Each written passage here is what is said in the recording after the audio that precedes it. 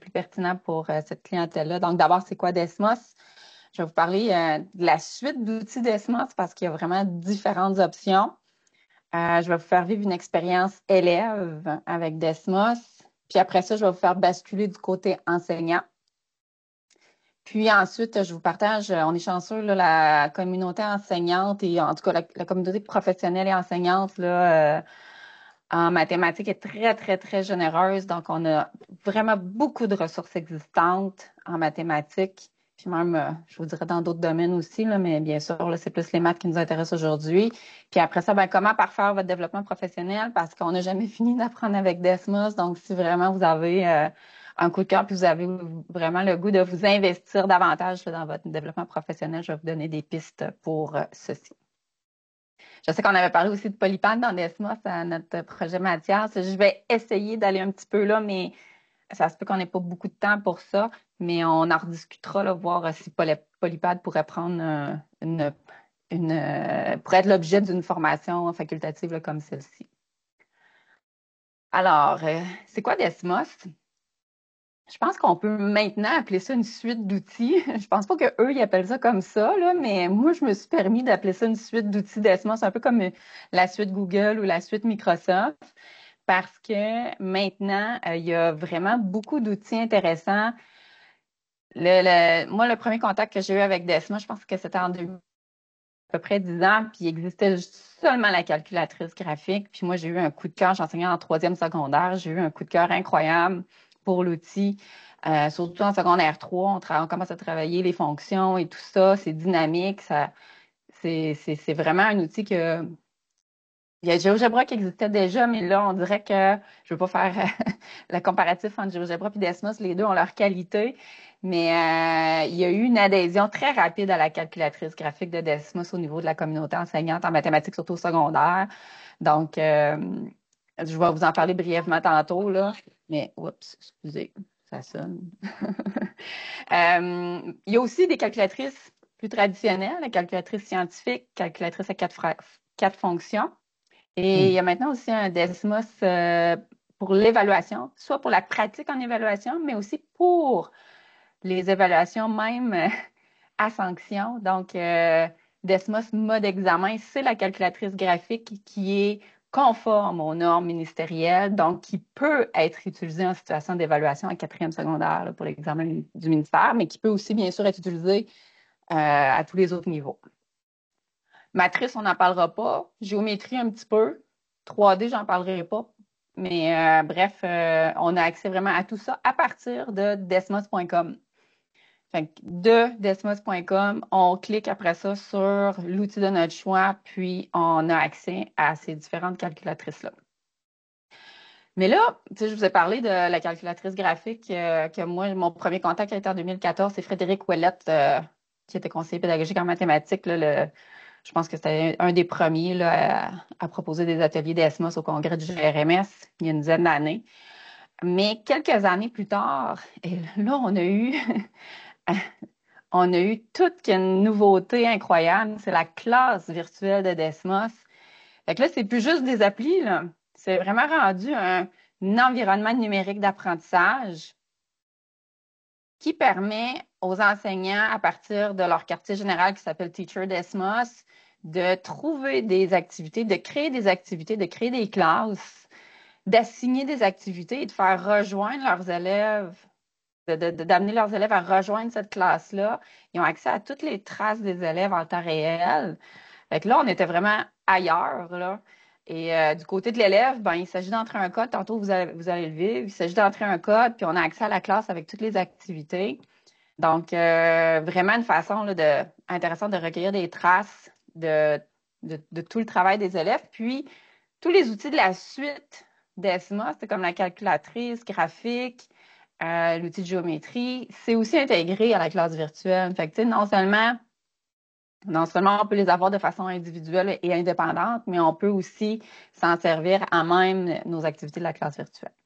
Fait que c'est un peu ça, Desmos. Très pertinent ça a été conçu pour et par des enseignants de mathématiques. Mais aujourd'hui, là, on trouve que Desmos est tellement versatile qu'on le propose au primaire et même pour toutes les disciplines. Là, on peut faire des sciences, on peut faire de l'univers social. Il y en a qui ont même fait du français avec Desmos parce que la plateforme est vraiment bien faite.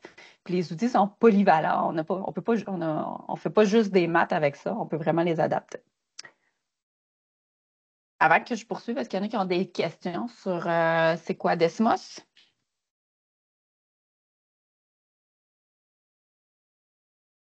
N'hésitez pas à lever la main. Puis j'invite Marie-Hélène et Martin à vérifier, à surveiller les mains levées et le clavardage, là. Oui, Marie-Josée? Je sais que c'est pour le primaire. Est-ce qu'on va avoir un petit moment où les outils utilisants pour le primaire vont être un petit peu plus présents ou pas trop aujourd'hui? Ben, ce que je vous montre aujourd'hui, ça s'adresse vraiment à tout le monde, OK, là. Il va y avoir des trucs du primaire et des trucs du secondaire aussi, là, mais dans l'ensemble, la plateforme, elle s'adresse à tous, là. c'est parfait, merci. Je commence avec la suite d'outils d'ESMOS qui, elle, c'est comme la calculatrice graphique, ça, je vous cacherai pas qu'elle touche un petit peu plus le secondaire. Je vais laisser faire les calculatrices traditionnelles. Je vais vous parler du Desmos mode examen, puis un petit peu aussi de l'outil de géométrie. Donc, la calculatrice graphique, là, c'est celle que je vous dis là, premier contact que j'ai eu avec elle en autour de 2014 environ. C'est vraiment un outil de représentation graphique qui est très visuel, très dynamique, instantané et qui permet de faire plein de choses. Là, l'exemple le plus classique là, pour le deuxième cycle secondaire, c'est d'afficher des fonctions, de paramètres, de jouer sur les paramètres des fonctions, d'afficher des tables de valeurs. On peut aussi aller voir des points remarquables, les points d'intersection, les systèmes d'équations, les inéquations, les demi-plans. Tout ça, ça se traite vraiment très bien. Je passe pas beaucoup de temps là-dessus aujourd'hui parce que c'est pas l'objet principal de notre atelier. Mais ça ici, c'est cliquant. Tu sais, si vous voulez aller voir à quoi ça ressemble rapidement, ben, tu sais, j'ai écrit ici f de x égale 2x plus 3, mais si je change le 2 pour un 3, tu sais, c'est vraiment dynamique, ça s'affiche tout de suite. Et ici, je vais juste changer f de x, g de x. J'aurais dû mettre x1, mais je reviens en arrière. Donc, on est capable de lier nos fonctions avec la table de valeurs là, qui se parlent entre elles. Puis, on peut jouer aussi, là, si j'utilise des variables y, a, x et b au lieu des constantes, ben là, ça peut devenir des curseurs, puis je peux avoir un effet là, vraiment très dynamique sur l'effet des paramètres. Fait que, comme je disais tantôt, on ne passera pas la majeure partie de notre. Il y a des webinaires qui existent, puis il y a des formations qui existent juste sur la calculatrice graphique. Là, puis ça, c'est éventuellement, c'est quelque chose que je vous propose, surtout si vous intervenez au secondaire, principalement à partir de la deuxième secondaire. Là. Mais vraiment un outil super intéressant. Il y a aussi, ben, on peut faire d'autres choses. Là. On peut faire des statistiques, on peut travailler le plan cartésien et on peut faire ce qu'on appelle des tâches créatives. Ça, tu sais, quand je vous parlais de la C1 tantôt, ah, non, c'est pas celle-là que je voulais mettre. Oh, dommage, c'est pas le bon. Quand je vous parlais des tâches créatives tantôt, ça, c'est un projet que j'ai vécu avec mes élèves de troisième secondaire, puis que je l'ai évalué en C1. Avec Desmos, ils devaient dessiner un sapin de Noël en respectant des contraintes mathématiques. Puis, ben, ça donnait une tâche assez ouverte, créative, différentes solutions. J'ai des élèves que je reconnaissais pas. Ça nécessite pas beaucoup d'écriture, en fait presque pas, parce que presque tout se passe à l'écran. Donc, j'ai des élèves qui n'étaient pas du tout engagés d'habitude, que là, ils ont été super engagés. Puis j'ai des élèves qui étaient plutôt doués en mathématiques, mais que dans un contexte, puis qui s'ennuyaient des fois en classe, là, mais dans un contexte comme celui-là, ils se sont surpassés, tu sais.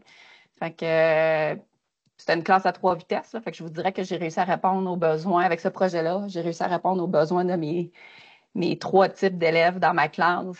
Donc, puis c'est ça, on a toute une section, je ne sais pas si vous connaissez le site Apprendre et évaluer autrement en mathématiques, je ne sais pas si mes collègues peuvent le trouver, puis le mettre dans le clavardage. On a toute une section qui porte sur les tâches créatives en mathématiques avec des outils numériques qui sont un petit peu dans le même esprit. Et dépendamment comment ils sont pilotés en classe, peuvent être évalués en compétence 1, en compétence résoudre, qui, d'après moi, peut être un enjeu pour nos élèves qui ont des difficultés motrices, là. Alors, ça peut être une belle option.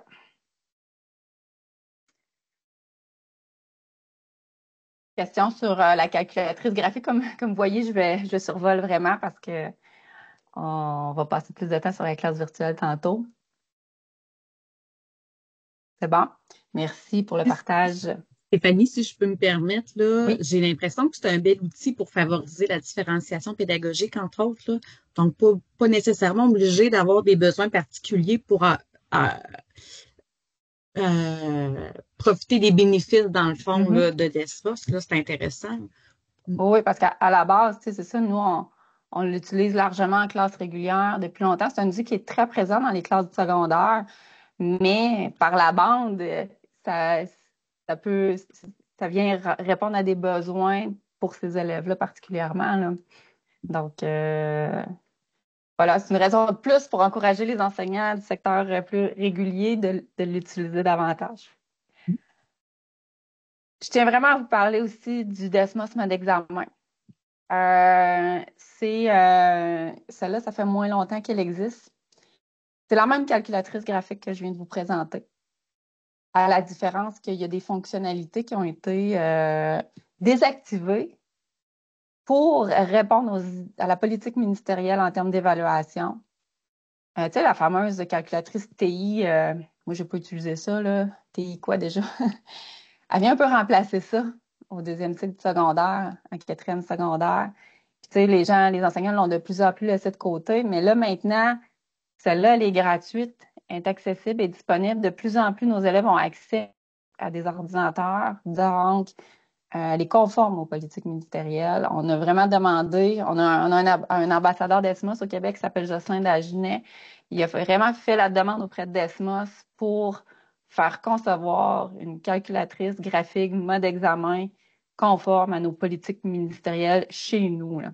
Donc, elle, elle- elle existe en format officiel. Tu sais, par exemple, on peut avoir une session examen sur le portable de l'élève, puis il a juste accès à ça, tout le reste est bloqué.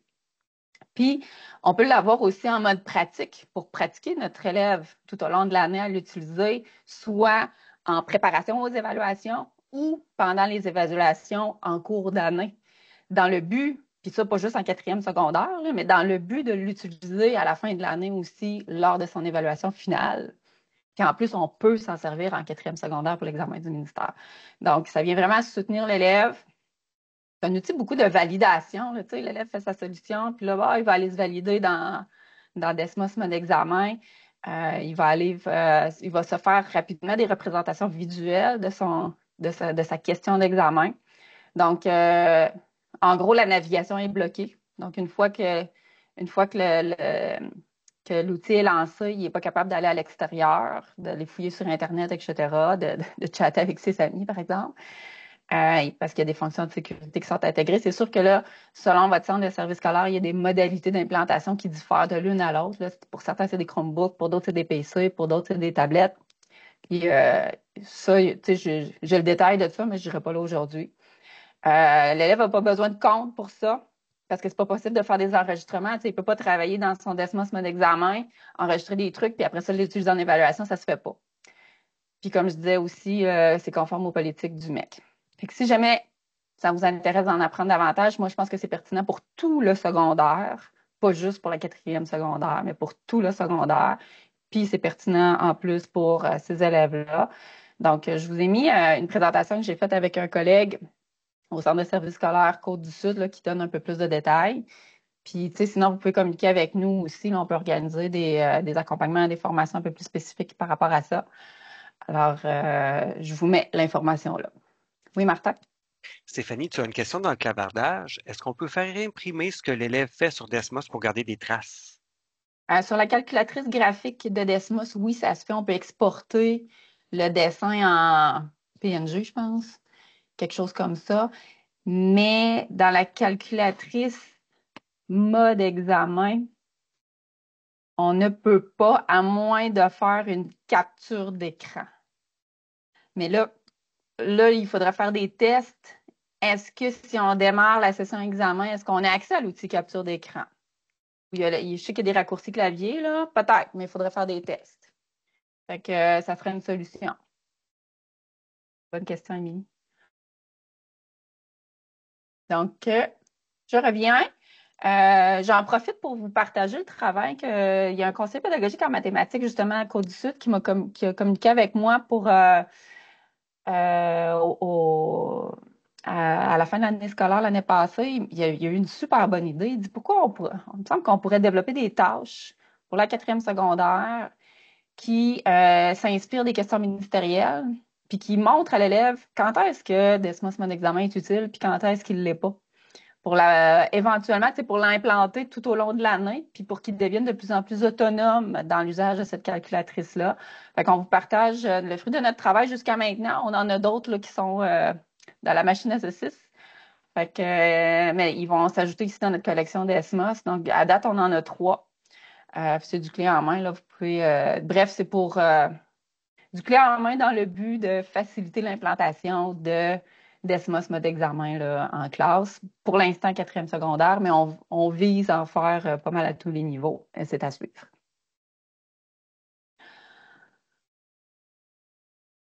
Il y a un outil de géométrie aussi. Je ne sais pas si vous connaissez. Il y en a d'autres. Les outils de géométrie, là, honnêtement, là, il s'agit de trouver son préféré. Il y a GeoGebra qui est super puissant. Moi, j'ai déjà entendu une histoire, là. Je ne sais pas si vous avez connu Pierre Couillard.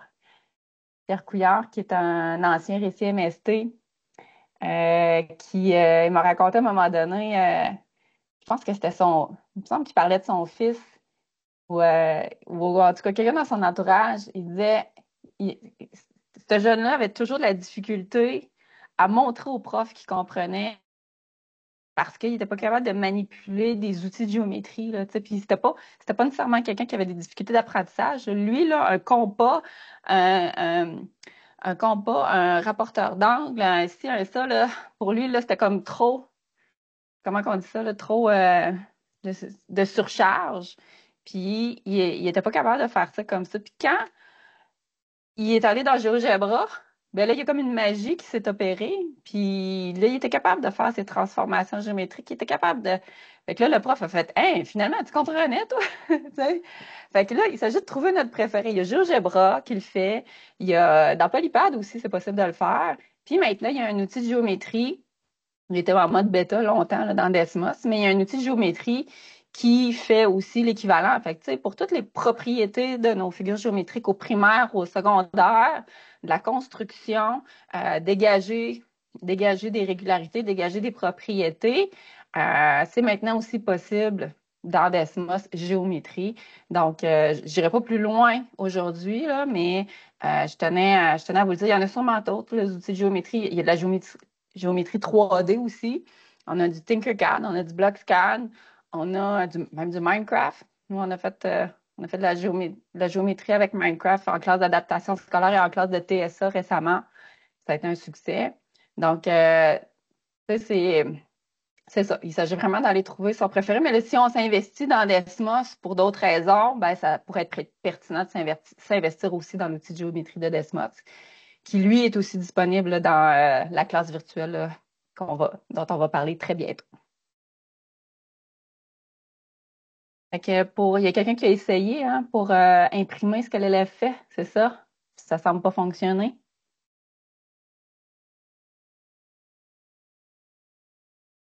Sur PC Je me suis pris une note, ouais. Stéphanie. Moi, je serais curieuse de voir avec les touches directement de raccourci parce que des fois, il y a des choses qu'on peut pas faire avec le clic de droit puis il n'y a pas Ouais. d'affichage de fonction, mais quand on prend des raccourcis, ça fonctionne. Mhm. Sur l'iPad, entre autres, on peut pas empêcher la capture d'écran. Ouais. Ben Je ouais. vais faire des tests. J'ai pris des notes, quitte à ce qu'on revienne là, Ouais. pour donner des nouvelles aux participants là, plus tard. Mais moi, tu sais, sur moi, je pense que c'est Shift Windows S ou D. Je suis capable de faire une capture d'écran. Fait que peut-être, il y a sûrement moyen. Mais merci, Marilyn, d'avoir pris la note. Et on reviendra avec ça. Bon, fait que là, on est rendu à Desmos Classroom en anglais. Moi, j'aime l'appeler la classe virtuelle de Desmos.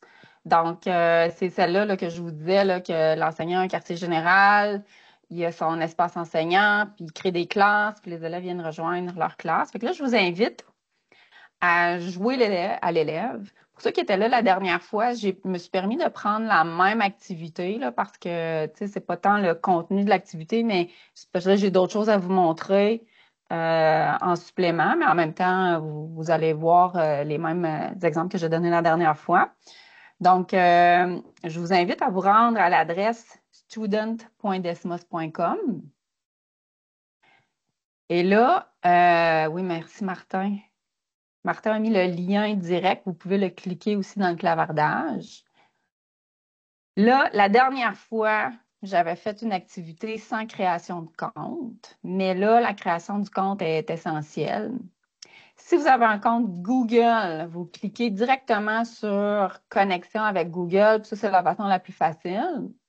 Ça peut être un Google professionnel comme ça peut être un Google personnel aussi.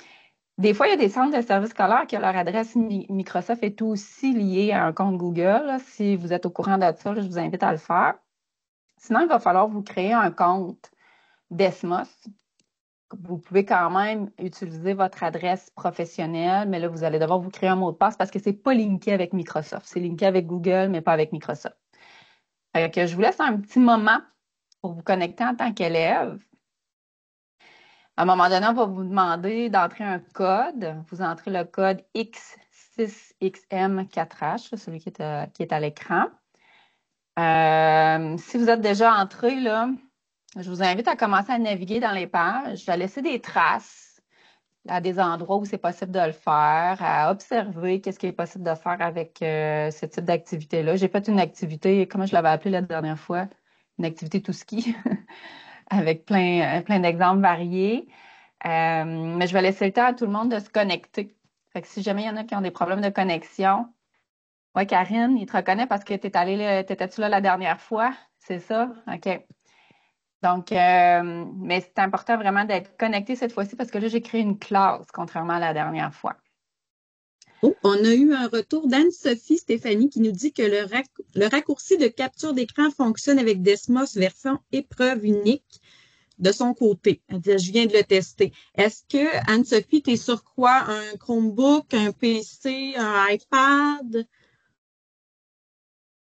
Si tu veux nous partager. Salut, oui, je m'excuse, ma caméra était fermée. OK, je suis sur PC.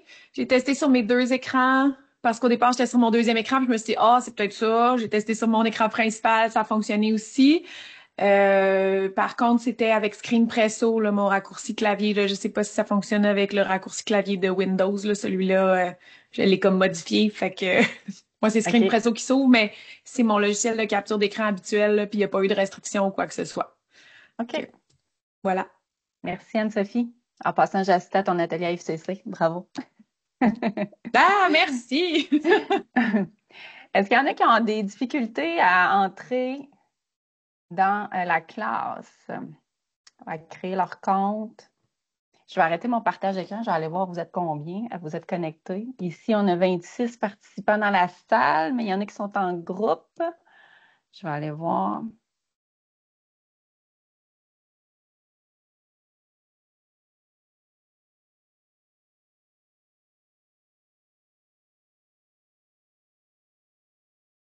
J'ai 19 élèves d'entrée. Les autres, c'est en chemin. Les participants qui sont en groupe, là, avec une connexion pour plusieurs personnes, vous pouvez nous laisser une petite trace dans le chat, combien vous êtes, parce qu'on doit indiquer ensuite dans nos statistiques combien de personnes ont participé. Donc, ça nous donnerait un petit coup de main. Merci. Allô, Karine, je t'avais pas vu.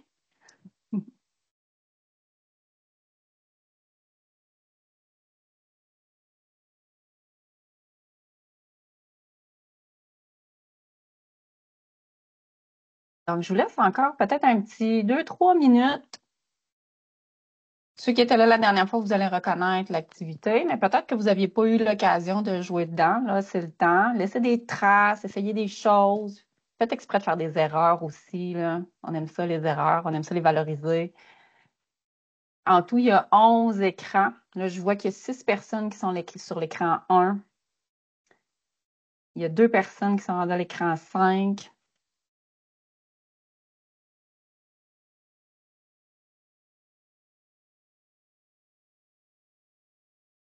« 19 élèves d'entrée, mais je vois qu'il y a une gang ergothérapeute CSDC, vous devez être plusieurs, hein?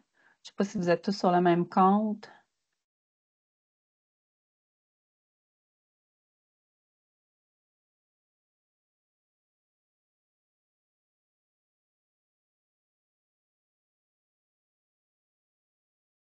Beaucoup de monde sur l'écran 2 présentement. L'association de cartes. S'il y en a qui ont des difficultés à se connecter, n'hésitez pas. Je vois qu'on est 26 ici, puis 19 dans l'activité.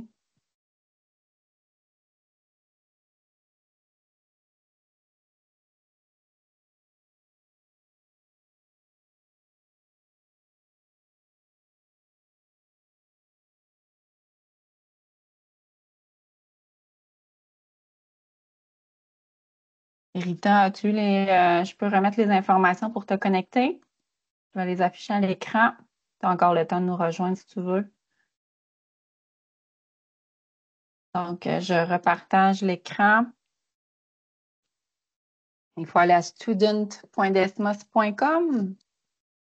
Se connecter à son compte si on en a déjà un. Si c'est un compte Google, ça va bien, mais sinon, il faut se créer un compte Desmos si c'est votre première fois.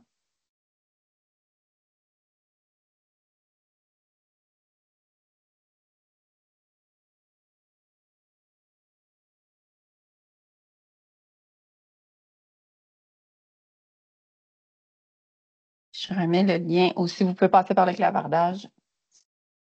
Je viens de le remettre.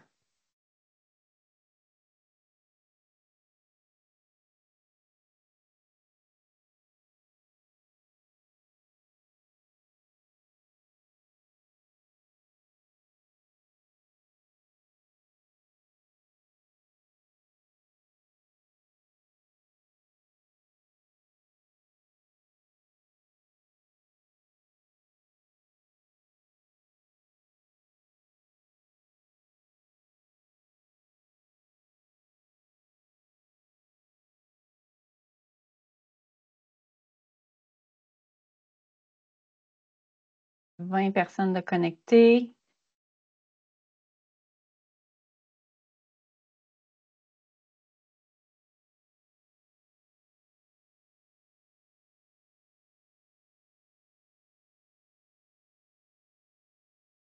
Une petite minute.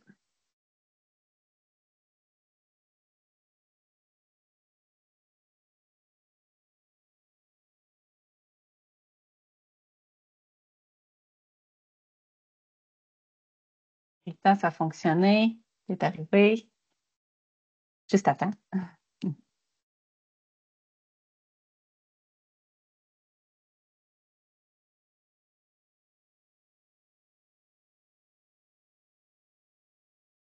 Dis-moi, Stéphanie, pendant qu'on s'exerce, j'ai une question. Oui. Je me souviens plus. Est-ce que dans Desmos, on peut créer des activités où les enfants vont voir comme la rétroaction en direct, là, tu sais, c'est bon, c'est pas bon, tout ça, là? Ça existe. C'est pas la philosophie de Desmos. On veut pas que ça OK. devienne un genre de Google L'exercice. Form autocorrectif. On veut pas que ça devienne, ils veulent pas que ça devienne un genre d'exerciceur ou je me sens un peu mal de dire ça, là, un NetMat, là, tu sais, parce qu'on a Oui. déjà NetMat là, qui le fait. Là. Mm. Fait que, ils veulent pas aller là, ils veulent vraiment qu'on se concentre. Je dis pas que NetMat, c'est pas bon pour tous les autres, là, mais ils veulent vraiment que les élèves soient dans une situation où ils ont la possibilité d'échanger, de discuter avec en grand groupe, en classe, en petits groupes, avec les enseignants. Fait qu'il y a toutes sortes de fonctionnalités qui sont prévues pour ça. Donc, mais ça se fait. Ça se fait. On a accès un peu au langage de programmation qui est derrière, mais ça demande une courbe d'apprentissage un peu sévère. Là. Moi-même, Un peu raide. moi-même, j'ai un petit peu de difficulté des fois. Puis, il y en a aussi là, qui s'est intégré un peu plus, là, Mais c'est mais c'est correct parce ça. que c'est ça, tu sais, parfois, ça peut être une plus-value d'avoir la rétroaction immédiate, mais parfois la plus-value aussi, comme dans un outil comme Desmos, on peut créer plusieurs activités où il n'y a pas nécessairement de bonnes réponses ou de bonnes démarches parce qu'il y a plusieurs façons de faire, en fait, là. C'est On est ça. plus vers ça avec Desmos, là. Surtout en mathématiques au secondaire, on rentre beaucoup dans l'importance de... C'est ça, hein? Ouais. C'est ça. L'importance de discuter puis de Mm. co-construire ses savoirs finalement, là, tu sais, pour pas que chacun soit seul dans son coin. Tu sais, oui, des fois, c'est pertinent, puis c'est correct, là, mais la classe devrait être un lieu d'échange et de co-construction des savoirs. Tellement. C'est ça, c'est vraiment leur philosophie. Ils se font vraiment beaucoup demander, mais ils résistent. Donc, on va oups, annuler. Non, je voulais. Oh, je m'excuse, Martin. J'ai pas pesé sur le bon bouton. OK, c'est correct. 23 personnes de connectées, parfait. Alors, là, pour attirer votre attention, j'aime tout le temps ça. Pour attirer votre attention, moi, je suis dans mon tableau de bord de l'enseignante. Vous êtes un peu comme mes élèves, tu sais. J'ai l'option de peser sur pause. Imaginez, je l'ai vécu moi en classe, tu sais, il y a une année, au retour de Noël, on était en enseignement à distance. Puis la première semaine de janvier, puis j'ai une élève, moi, qui est partie dans son pays d'origine en Afrique. Puis avec le décalage horaire, elle a réussi à se brancher à notre activité en direct. Puis j'étais capable, elle était en Afrique, puis j'étais capable de voir toutes ces traces qu'elle faisait en direct, là. Il y a juste eu des petits lags de temps en temps parce que le réseau chez elle, il était pas toujours sa coche, là, mais c'est ça. Donc, je vous montre un petit peu. Oui, c'est vrai, Marie-Hélène. Je vous montre un petit peu. Oh, il y a des gens qui viennent d'arriver. Je vous approuve. Ce à quoi ressemble mon tableau de bord et quelques fonctionnalités. Ça, j'ai pas montré ça à ceux qui étaient au projet Mathias il y a quelques semaines. Donc, je vous fais un partage d'écran. Donc, moi, de mon côté, puis tantôt, je vous amène là. Tantôt, je vais vous amener dans votre espace enseignant. C'est le tableau de bord que je vois. Donc, rapidement, comme ça, là, là, c'est figé parce que j'ai mis sur pause, mais je vois le nom des gens qui sont entrés dans ma classe, le nombre de personnes, on est rendu à 25. Je vois que vous êtes tous à des endroits différents. Je pourrais aussi rendre anonyme vos noms parce que si je veux présenter le tableau de bord en classe, je voudrais pas, là, on est des adultes entre nous, là, mais en classe, on sait qu'il peut y avoir une certaine forme de compétition ou de comparaison. Mais là, vous êtes capable de voir qui vous êtes. C'est Gloria Gilmer, là. Moi, je suis capable de le voir aussi, c'est Anne-Sophie Leclerc. Anne-Sophie, dans ta page à toi, tu es capable de voir que tu es Gloria Gilmer, qui est une mathématicienne que je connais pas. En fait, ce sont tous des mathématiciennes que je connais pas. Donc, c'est ça. Donc, un petit outil intéressant, anonymisé, parce que des fois, c'est intéressant de présenter le tableau de bord à nos élèves pour différentes raisons. Là, je vous ai mis sur pause. Donc, si j'enlève la pause, là, c'est à peu près instantané selon la qualité de votre réseau chez vous. Mais là, vous êtes capable de bouger. Allez-y, vous bougez pour le fun d'un écran à l'autre. Puis regardez en même temps ce que moi, je vois. C'est assez instantané, hein? Oui, Gloria Gaynor. Presque. Je sais pas si t'étais au GRMS, on a eu un party des années 80. Je sais pas s'il y a des années 80. Donc, quand j'enlève la pause, c'est assez instantané. Je peux aussi décider, OK, gang, pour les 20 prochaines minutes, je veux que vous portiez votre attention, hein, votre attention, Marie-Hélène, entre les diapos, de la diapo 4 à la diapo 8. Donc, là aussi, encore une fois, selon si vous êtes, selon si votre réseau est bon, puis selon aussi si vous êtes sur une autre page, là, je suis capable de voir qui est pas en train de faire l'activité. Parce que si vous êtes sur un autre onglet, vous n'allez pas être rapatrié. Mais là, essayez d'aller vers la 3, ben, avant la 4 ou après la 8. Ça ne sera pas possible. Donc, c'est vraiment pour limiter les écrans disponibles. Moi, je vois beaucoup l'utilité si, par exemple, on fait une première partie de l'activité à la période 1, puis on poursuit le lendemain, puis on fait la deuxième partie de l'activité. On ne veut pas que les élèves s'avancent trop, par exemple. Desmos, c'est utilisé aussi en évaluation, là, ce type d'activité-là. Donc, encore une fois, là, si on est en évaluation, on peut mettre sur pause ou on peut limiter certaines diapositives. Je peux bien sûr modifier facilement en ajoutant ou en modifiant comme ça ici, là, tout simplement changer pour limiter les écrans désirés. Je peux aussi utiliser l'option synchro avec moi. Ça, c'est intéressant, ça n'existait pas avant, ça fait pas si longtemps que c'est là. Tu sais que si je vous dis, hey gang, on s'en va tous à la diapo 8, ben on sait que nos élèves, là, ça sera pas, ça sera pas instantané. Mais là, ça l'est. Donc, sauf pour ceux qui sont pas dans l'onglet. Donc, là, je vois que j'ai 22 personnes qui sont venues me rejoindre. Si je veux faire une intervention à la diapo 8, ça amène tout le monde au même endroit. Qu'on soit, tu sais, on sait que l'enseignement virtuel, c'est plus tout à fait d'actualité, là, mais qu'on soit en virtuel ou qu'on soit en présence, là, avec nos élèves, ça fonctionne. Puis en plus, là, vous voyez que j'étais en train de voir les différentes traces que vous êtes en train de faire, là, de Gloria, Elberg, Jean, etc. Donc, je vois que vous êtes en train de travailler dedans, puis vos traces s'affichent au fur et à mesure. Puis justement, parlant de, tu sais, tantôt, Marie-Hélène a posé la question, là, qui m'a amené à vous dire que Desmos, c'est un outil qui favorise les discussions. Donc, par exemple, si moi, rapidement, à l'écran 8, je vois que le travail de Alicia, il a attiré mon attention. Puis le travail de Seki aussi. Là, je les ai sélectionnés. Puis, je peux présenter ces deux captures d'écran-là de façon anonyme. Puis, on peut avoir une discussion autour de ça en grand groupe, en petit groupe, etc. Qu'est-ce que vous remarquez? Quelles sont les différences? Comment on pourrait améliorer? Comment ci, comment ça, tu sais.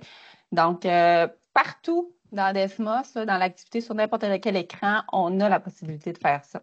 Donc, un bel outil pour faire des genres de causeries mathématiques live avec des traces d'élèves live aussi. Donc, si je termine ça, je vais arrêter là. Si vous êtes bien partis pour faire vos translations, magnifique. Fait que ça, c'est mes petits outils qui sont intéressants ici sur le côté en haut à gauche. Je peux aussi trier là, mes élèves là, par nom, par heure d'entrée. Je vais aller dans Aperçu. Donc, je peux trier de différentes façons là, mes élèves là, dans ma liste qui est à gauche. Là, maintenant, les traces. C'est que je vous dis depuis tantôt, là, ce qui est intéressant dans Desmos, c'est qu'on est capable de voir les traces des élèves en instantané. Quand vous voyez qu'il y a des X, des points, des crochets, ben, ça a différentes significations. Tu sais, des crochets, c'est parce que, par exemple, tout a été réussi, surtout dans les associations de cartes. Là, ça, c'est possible parce qu'on est capable de programmer ou corriger. Un point ou un X aussi, là, c'est bon ou c'est pas bon. Le crochet, si c'est fait, pas fait, bref, il y a différentes significations. Si je vais voir, là, je vous invite à regarder mon écran. Là. Je vois qu'il y en a qui sont je vois qu'il y en a qui sont concentrés à faire la translation. Je vous invite à regarder mon écran. Donc, moi, je suis capable d'avoir une vue d'ensemble de tous mes élèves comme ça, puis de toutes les diapositives avec les X, les crochets, les points. Si je clique ici sur l'écran 2, là, je suis capable de voir l'ensemble du travail, puis j'ai affiché la correction, l'ensemble du travail de mes élèves sur cet écran-là. Donc, je suis capable de voir que Nalini, à date, c'est pas terminé, puis il y a des associations. Je vous ai demandé de faire exprès de faire des erreurs tantôt. Donc, bleu, c'est réussi. Orange, c'est une mauvaise association. Je vois qu'il y en a qui n'ont pas commencé encore. Donc, je suis capable vraiment là, d'avoir un aperçu de tout ça. Puis si je vais voir le travail d'une personne, ici, par exemple, et en cliquant ça, afficher la correction, je peux vite voir qu'est-ce qui fonctionne et qu'est-ce qui ne fonctionne pas. Puis là, on avait parlé la dernière fois, les associations de cartes là, pour des élèves à difficulté motrice, là, à quel point ça peut être pertinent. Donc, sur ces cartes-là, on peut mettre tout ce qu'on veut, ou presque. On peut mettre des dessins qu'on a fait ailleurs, on importe une image. On peut mettre de l'écriture mathématique, du texte. On peut mettre même la calculatrice graphique de Desmos, des fonctions et tout ça. On peut associer des cartes 2 par 2, 3 par 3, 6 par 6. Donc, imaginez n'importe quel concept mathématique, là, primaire, secondaire, là, il y a vraiment plein de possibilités, surtout aussitôt qu'on a une représentation visuelle de notre objet mathématique, là. Fait que pour l'élève, ben, il a seulement besoin de faire de l'association s'il est sur une tablette avec le doigt ou s'il est avec un ordinateur, là, c'est avec sa souris. Fait que ça, c'est ma vue d'ensemble par diapo ou par écran. Tu sais, je suis capable de voir ici là, le choix multiple, combien d'élèves ont choisi telle l'option A, B, C, D. Puis aussi, explique ton raisonnement. Ben, je suis capable de voir tu sais, vous avez écrit des choses là, dans un espace de saisie. Je suis capable de voir tout ce que vous avez écrit. L'écran 4, vous avez dessiné. C'est drôle. Donc, vous avez dessiné. Puis là, encore une fois, tu sais, oh, Arlie, ça me parle, elle a fait un beau bonhomme sourire. On va aller voir ce qu'elle a fait. Et on a quelqu'un qui a utilisé une représentation plus au niveau ici avec un dessin, tandis qu'il y a quelqu'un qui a plus utilisé des caractères mathématiques. Fait que là, on pourrait présenter ces 3 captures d'écran-là et discuter autour de ça. Y avait-il d'autres choses dans cette page-là? Non. Il y en a qui ont utilisé des lignes droites ici aussi. Ici, c'est justement sur secondaire, donc je suis capable de voir la représentation graphique que ça a donné avec votre modification qui était demandée et les différents résultats obtenus. Tu sais, je peux voir, regardez ici, quelle belle discussion mathématique à faire avec ça, ça et ça. Y égale 1/2x, y égale 0,5x, y égale 0,5x. Hein? Même, je ne sais pas s'il y a quelqu'un qui l'a écrit. Ah, ici aussi.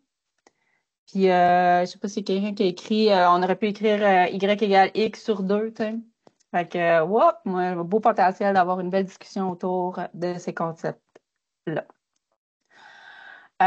Ici, on avait question. Oh, il y a quelqu'un ici qui a essayé.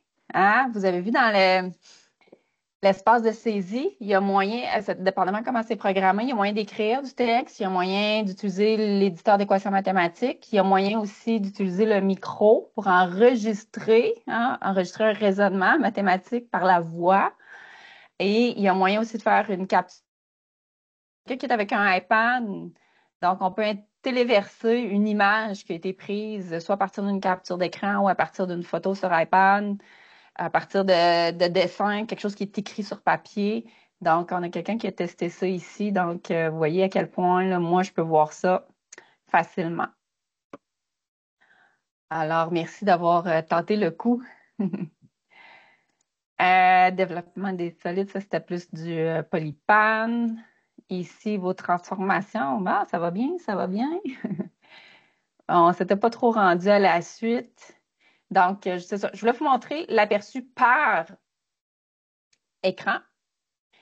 Puis, je peux aussi aller voir le travail d'un élève en particulier. Donc, si je vais voir le travail de, par exemple, Marjorie, ben, je vais cliquer ici. Donc, Marjorie, ça, c'est son écran 2, son écran 3, et ainsi de suite. Donc, je peux aussi aller voir le travail entier de Marjorie, diapo par diapo. Puis, il y a quelque chose que je n'ai pas fait. D'habitude, je fais ça. Je suis capable aussi, j'ai accès à un outil de... Attendez, non, je ne suis pas au bon endroit. J'ai accès à un outil de rétroaction. Donc, quand j'entre sur le travail d'un élève dans un écran particulier, il y a une petite bulle qui s'affiche. Je vais juste écrire bravo, puis je vais faire du copier-coller.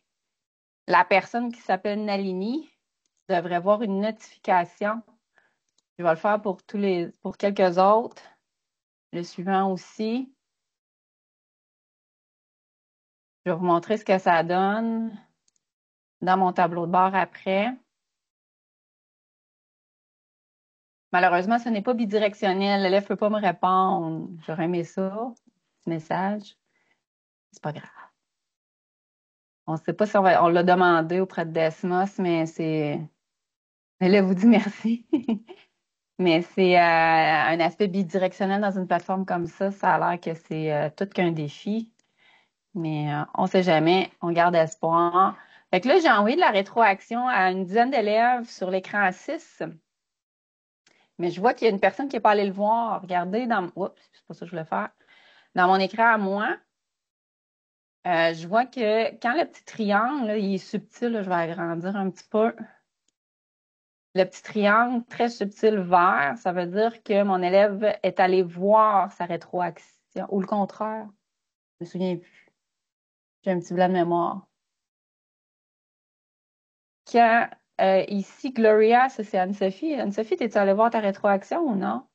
Ouais, je viens juste d'y aller. OK, tu viens d'y aller, fait qu'elle devient, quand elle est verte, la personne n'est pas allée voir sa rétroaction. Puis quand ça devient ligné comme ça, c'est que l'élève est allé voir sa rétroaction. Donc, un bel outil, mais dont il ne faut pas abuser, parce que là, si on a plein d'élèves, plein de diapos, plein de groupes, on peut avoir des nuits blanches de rétroaction. Fait que moi, ce que je disais à mes élèves, c'est que je ciblais, Benoît, merci, c'est ta notification, hein, puis ça vous dit aussi après à quel diapo aller. Moi, ce que je disais à mes élèves, c'est que j'allais leur envoyer une rétroaction sur, tu sais, je ciblais l'écran qui était le plus significatif au niveau là, tu sais, de l'apprentissage et tout ça, puis c'était là que j'allais leur donner la rétroaction. Puis je me préparais aussi là, parce qu'on écrit souvent les mêmes choses ou presque là, tu sais, je me préparais un petit fichier là, dans lequel je faisais du copier-coller là, pour donner de la rétroaction à mes élèves. Donc, c'est pas mal les fonctionnalités du tableau de bord que je voulais vous montrer. Y avait-il d'autres choses? Est-ce qu'il y en a qui ont des questions?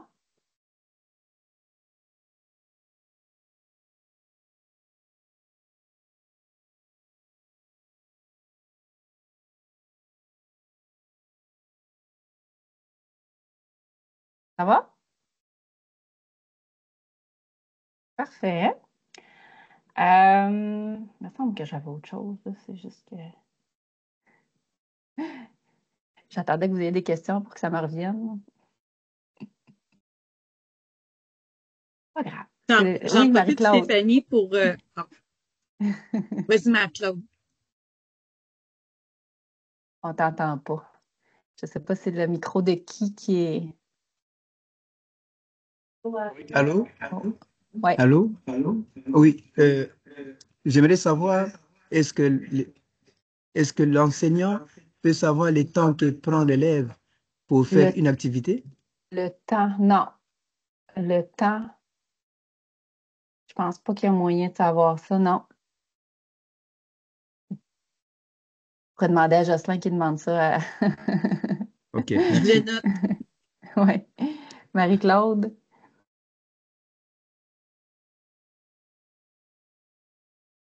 activer ton micro.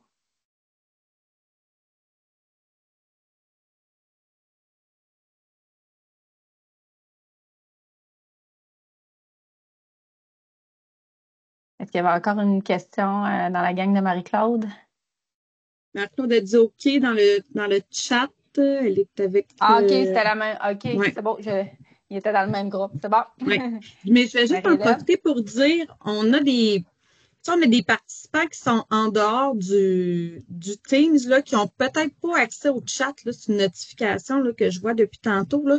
Donc, si jamais il y a des gens, là, que vous n'avez pas accès au chat, vous avez des questions, des commentaires, n'hésitez pas, là, levez la main, puis si on ne vous voit pas, ouvrez votre micro, là. On est là pour, Stéphanie est là pour répondre à vos questions, là. Pour essayer de répondre. C'est bon. Je serais pas mal rendue maintenant, maintenant que vous avez fait la posture d'élève, je serais rendue à aller dans l'espace enseignant. Mmh. Si je reviens à la présentation, c'est un petit peu ça qu'on a fait. On était rendu ici. Donc, student.desmos.com. Avant, je veux juste vous montrer quelque chose avant. C'est ça que j'avais oublié. Ça vient de me revenir. Non, ça c'est élève. OK. Ça, c'est mon tableau de bord. Tantôt, je vous ai demandé de vous connecter hein, à un compte. Puis, ça existe, la connexion, c'est en compte. mais on le recommande vraiment pas parce que l'enseignant va pouvoir garder les traces de ce que l'élève a fait, mais l'élève, s'il sort de l'activité puis qu'il se reconnecte le lendemain, il va falloir qu'il recommence.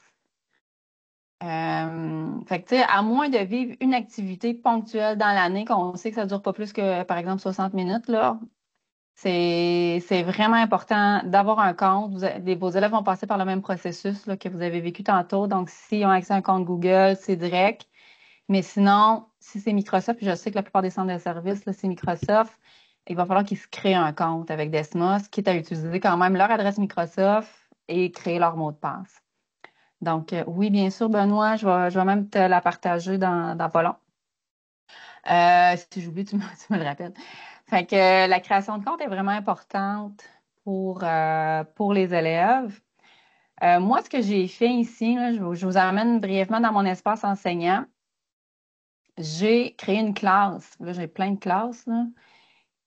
Mais votre classe à vous, elle s'appelle Projet Mathias, Initiation à Desmos. Mais c'est là, par exemple, que moi, quand j'étais enseignante, j'avais mon groupe 01 en secondaire 1, mon groupe 02 ou mon groupe 303. C'est ici qu'on va aller créer des classes, puis c'est dans ces classes-là qu'on va assigner des activités. Là, moi, dans votre classe, j'en ai seulement assigné une.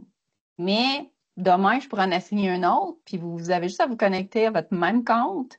Pas besoin de repasser par le processus du code. Le code, là, c'est une fois dans l'année, en début d'année.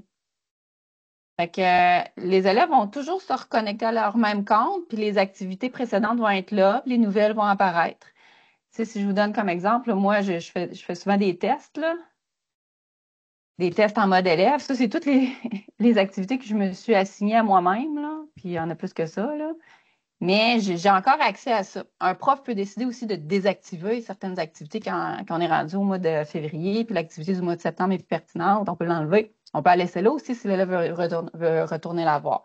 Fait que c'est pour ça que le compte est super important.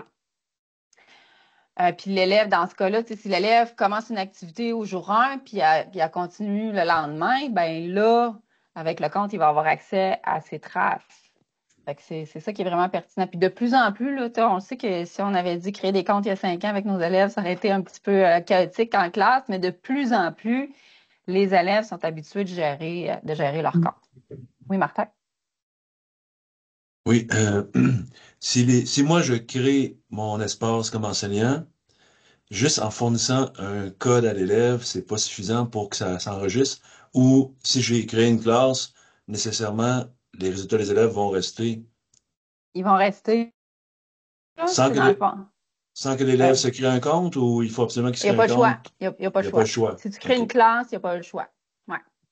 Fait que là, tu sais, moi, ici, c'est ça, tu sais, ça, c'est le code que je vous ai montré tantôt, là. Quand je clique là-dessus, là, c'était la procédure. Fait que pour accéder à cette classe-là, l'élève n'avait pas le choix de passer par ce chemin-là et de se créer ou de se connecter à son compte. Mais ce code-là, c'est juste une fois par année. Puis là, ben, il y en a peut-être parmi vous qui travaillent pas toujours avec tous les élèves de la classe. Tu sais, je sais pas, moi, vous avez peut-être une situation comme professionnel, par exemple, qui travaille avec seulement quelques élèves ou, tu sais, je pense aux orthopédagogues ou aux ergothérapeutes, tu sais. Fait que là, vous pouvez créer une classe qui porte le nom de l'élève. Moi, j'ai déjà fait ça, tu sais, mon garçon il est au secondaire, puis j'ai envoyé des activités à lui seulement. Fait que j'ai créé une classe Elliott, tu sais, puis j'ai envoyé des activités à lui. Fait que, ou ça peut être, tu sais, si on rencontre un petit groupe d'élèves pour travailler une notion particulière ou en récupération, ou, tu sais, pensez à votre contexte à vous, là, on peut créer une classe pour ce groupe particulier-là. Fait que, il y a vraiment plusieurs modalités, là. Moi, les classes, là, je pense qu'il y a vraiment une souplesse là, qui peut faire en sorte là, qu'on répond aux besoins des élèves avec qui on intervient. Oui, Marie-Hélène? On avait une question de participant qui demande si tu acceptes qu'on puisse réutiliser ton activité, la dupliquer. Oui, je vais faire ça, Parfait. justement. C'est celle-là, avant que je l'oublie. 3 petits points, partager activité, copier et coller dans le clavardage. Puis ton idée, Stéphanie, de faire plusieurs groupes, là, moi, je le pense aussi pour, disons qu'on veut envoyer des devoirs, des tâches à la maison, puis on veut pas que tu sais, ce qui est à l'école reste à l'école. On peut séparer les deux. Ça pourrait être aussi une classe Mhm, uniquement pour les évaluations, par exemple, tu sais, fait que les enfants y ont mhm. accès seulement à ce moment-là. Oui, Il y a une belle souplesse de ce c'est côté-là. ça, On peut faire plusieurs choses. tout à fait. Puis si on intervient au primaire, étant donné qu'on a les mêmes élèves, on pourrait, ouais, c'est ça. Il pourrait avoir une classe pour le cours de maths, une classe pour le cours tu sais, d'univers social. Est-ce qu'on ferait des classes différentes? Tu sais, mettons, si on travaille plus la géométrie puis l'arithmétique, moi, peut-être pas. Est-ce qu'on peut faire Peut-être pas. comme des classements de dossiers dans Euh, les... dans le compte enseignant, oui, mais pas dans les classes d'élèves. Eux, ça Ouais. apparaît pêle-mêle. Ouais, c'est ça. Si je me trompe pas, c'est en ordre chronologique, là. OK. Puis est-ce Mais que la permutation d'une classe à l'autre, là, tu sais, en supposant qu'on crée une ou deux ou trois classes, mhm, mettons, au primaire, là, est-ce que mhm. permuter d'une classe à l'autre, je reste dans le même compte, c'est facilitant? Tu sais, les Oui. enfants sont capables de le faire facilement, j'imagine? Les élèves, eux, comme là, je suis en mode élève, Desmos Classroom. Ça, je vois ici qu'il y a différentes classes, vois-tu? Ça, c'est toutes les classes, cette colonne-là, mais je peux, regarde, juste Tu votre veux-tu, classe à vous. tu Ah, veux-tu nous que partager ton écran, Steph, s'il vous plaît? je sais pas pourquoi je l'ai enlevé. Ça nous arrive tout le temps, hein? Là, j'étais en mode élève, puis j'ai sélectionné ici seulement la classe matière, ce projet matière, Oui. où Donc, je ils les pourrais voient sélectionner tous. seulement la classe ASTQ ou la classe. Mais là, tu sais, moi, c'est sûr que j'ai pas des classes d'élèves, là, mais la classe groupe 03, la classe 401, la classe de maths au primaire ou la classe d'univers social au primaire, tu sais. Fait que là, à ce moment-là, c'est sûr que l'élève, tu sais, il reçoit plusieurs codes. Tu sais, s'il travaille, par exemple, avec un orthopédagogue en dehors de la classe, ben là, l'orthopédagogue va lui fournir son propre code. Mais c'est pas Mais pire que dans Classroom, là, quand ils ont non, plusieurs classes, en fait, c'est là. ça. C'est ça. Fait que oui, ça se fait. Super. Tout à fait. Merci, madame. Fait que c'est ça. Moi, je voulais vous montrer qu'à partir d'ici, tu sais, je suis capable de voir le code. Si j'entre, je suis capable de voir les activités que je vous ai assignées. Puis je suis capable de voir le nombre d'élèves qui est là. Puis avec mes trois petits points. Alors là, c'est intéressant pour vous, si vous travaillez là, conjointement avec les tu sais, enseignants professionnels, là, on peut ajouter des collègues. Donc, je ne sais pas moi, si un élève est dans une classe, il fait une activité d'ESMOS avec toute la classe, mais qu'il y a un professionnel qui veut aller voir le travail de cet élève-là, ben le prof peut l'ajouter comme collègue au bord aussi. Fait que super intéressant pour la collaboration entre collègues. Il y a aussi ça, en mode édition aussi, il y a moyen d'être plusieurs auteurs pour créer des activités. Bon, fait que je voulais juste vous montrer ça avant de vous emmener dans votre Teacher Desmos. Fait que là, il y a des nouveaux messages. Peut-on importer une activité montée avec une autre? Ouais. Une polypad, on peut. Polypad, on peut importer. Mais si c'est du PDF ou du texte, il n'y a pas de façon conviviale de le faire, là. C'est à moins de vraiment le copier-coller chaque partie, là. Mais ça demande quand même du travail. Mais tu sais, il faut éviter de faire en sorte que l'activité d'Esmos soit un cahier d'exercice, tu sais, la copie d'un cahier d'exercice, là. Faut un petit peu essayer d'éviter d'aller là. Mais vers Desmos, je ne sais pas si j'ai bien répondu à la question. Desmos Classroom, oui, c'est ça. Je pensais que c'était en lien avec Google Classroom parce qu'il y a moyen aussi de faire parler Desmos Classroom et Google Classroom là, pour ceux qui utilisent cette plateforme-là. Donc là, je vous amènerai dans votre compte enseignant. Puis, c'est bien fait. Étant donné que vous avez déjà votre compte élève, votre compte enseignant, vous allez déjà être connecté. Il faut se rendre à teacher.desmos.com cette fois-ci. Ça, c'est pas, on n'est pas obligé de le publiciser auprès des élèves. Là. Le fait qu'ils ont un compte student, ils ont aussi un compte teacher. Ils n'en ont pas vraiment besoin, là, à moins qu'on veut lancer nos élèves en création d'activités. Mais si vous faites teacher.desmos.com, je le mets dans le clavardage. Normalement, vous devriez déjà être connecté. Vous devriez voir votre nom en haut à droite. Je vous invite, si ce n'est pas déjà en français, vous pouvez choisir votre langue à partir de la petite planète. Mais normalement, là, il devrait le reconnaître. Ensuite, je vous invite, si on fait ça une fois de temps en temps, peut-être une fois par année ou deux, à côté de votre nom, il y a un petit menu déroulant. On va aller dans Desmos Labs. Ici, assurez-vous que tout est coché. C'est parce que Desmos, ils sont en constante évolution, puis des fois, ils ont des nouvelles fonctionnalités qui sont en version bêta. Il y a eu beaucoup de choses à travers les années. Fait que, tu sais, par exemple, Géométrie est en bêta présentement. Mode compagnon. Activez le mode compagnon. Tableau de bord de l'enseignant. Je ne sais même pas c'est quoi. Faudrait que j'aille voir. Fait qu'assurez-vous de tout cocher ici. Puis une fois de temps en temps, allez voir là, si jamais il y a des nouveautés. Par exemple, la rétroaction, là, longtemps, ça a été en mode bêta, mais on pouvait y accéder quand même. Il y avait encore quelques bugs des fois, mais maintenant, ça a été intégré pour tout le monde dans la plateforme. On n'a plus besoin de la cocher. Oui, Marie-Josée, je t'invite à ouvrir ton micro. Micro. J'ai cliqué sur le lien de Desmos Teacher, puis je suis pas connectée automatiquement. Fait que là, j'ai rentré, je suis allée sur connexion, mais je suis pas arrivée à l'image que tu nous as présentée. Non, Je sais pas trop. Non, je suis tu arrivée devrais arriver à ça ici. Ben non, c'est ça. Non? Fait que j'essaie de comprendre l'affaire. Tu t'es connecté avec le même compte que tantôt en version student? Ben, oui, mais en fait, j'ai pas eu accès. Attends un petit peu. Ah, là, ça marche. Tu vois, il y a comme eu un délai. Ah, c'est bon. Il y a eu un délai. Bon, ben, merci. Et ben là, ça, c'est notre écran d'accueil. Il y a toujours moyen de revenir à l'accueil, là, soit en cliquant ici ou en cliquant dans notre logo en haut à droite. Moi, je veux vous montrer surtout, là, il est 14h15. Je continue un petit peu jusqu'à 1h30, puis on prend une pause. Ouais, OK.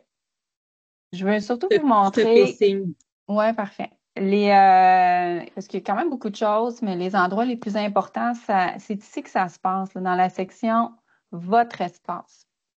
Je n'irai pas en détail partout, mais en gros, historique du tableau de bord, là, ça c'est en ordre chronologique, tous les tableaux de bord que vous avez générés dans les jours précédents ou les semaines précédentes, là. Donc, c'est un moyen de passer. C'est un chemin pour y arriver. Moi, ce n'est pas celui que j'utilise, mais là, tantôt, on va aller là en détail. C'est là qu'on va créer nos propres classes qui vont servir à assigner des activités à nos élèves. Activités personnalisées, ben, c'est là qu'on va créer nos propres activités ou c'est l'activité que je vous ai partagée là, dans le clavardage tantôt. Je l'ai mis aussi dans la présentation.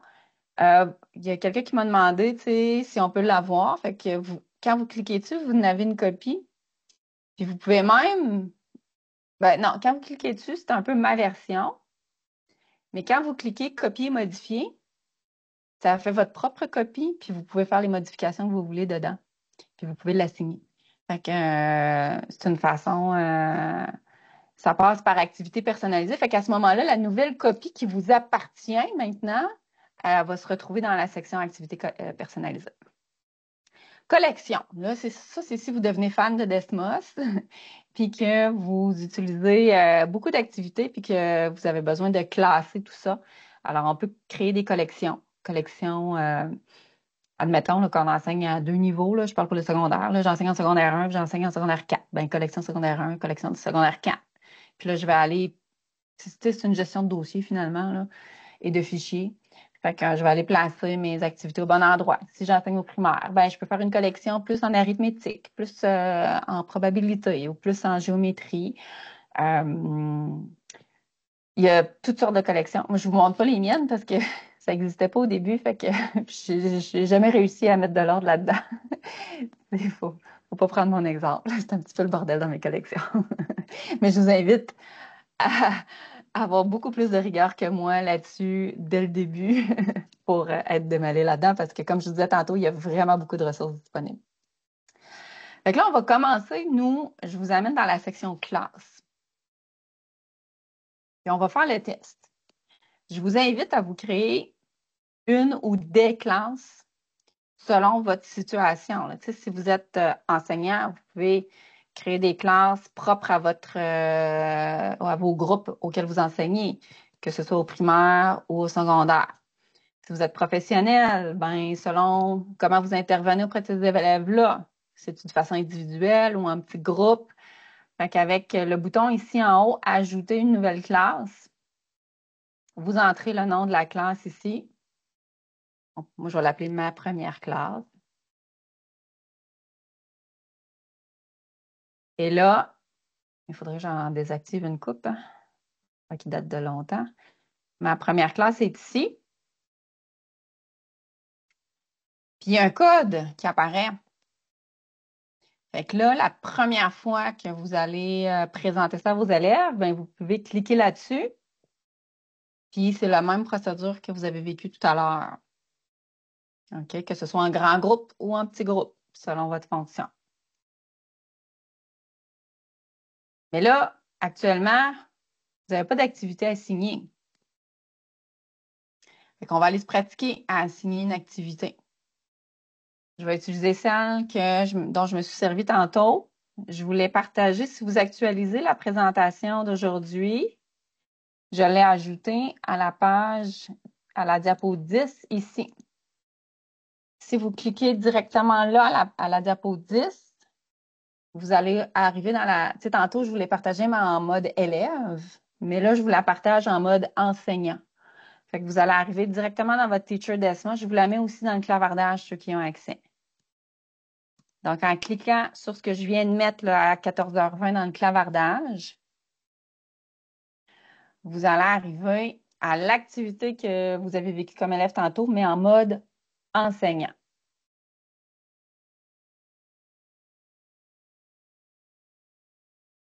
Et là, différentes options s'offrent à vous.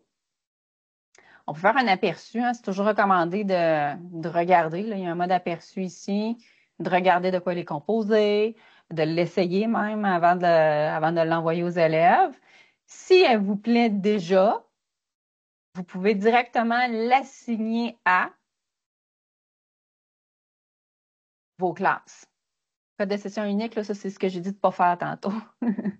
Pas de compte, puis pas de trace pour l'élève. Là. Fait assigner à vos classes. Là, ben, vous choisissez la classe que vous venez de créer. Moi, elle s'appelle ma première classe. Et je l'assigne. Fait que là, je vois que pour le moment, j'ai aucun élève d'arrivée parce que je ne l'ai pas encore présenté. Mais je pourrais. Les 3 petits points, là, ça cache toujours plein de choses intéressantes. Là.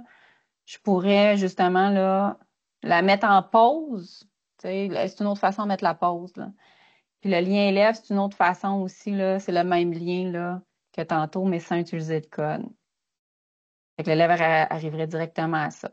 Fait que ça, c'est si elle est déjà à votre goût, parce que tantôt, je vais vous partager plein d'activités. Là. Il y en a plein de déjà toutes faites.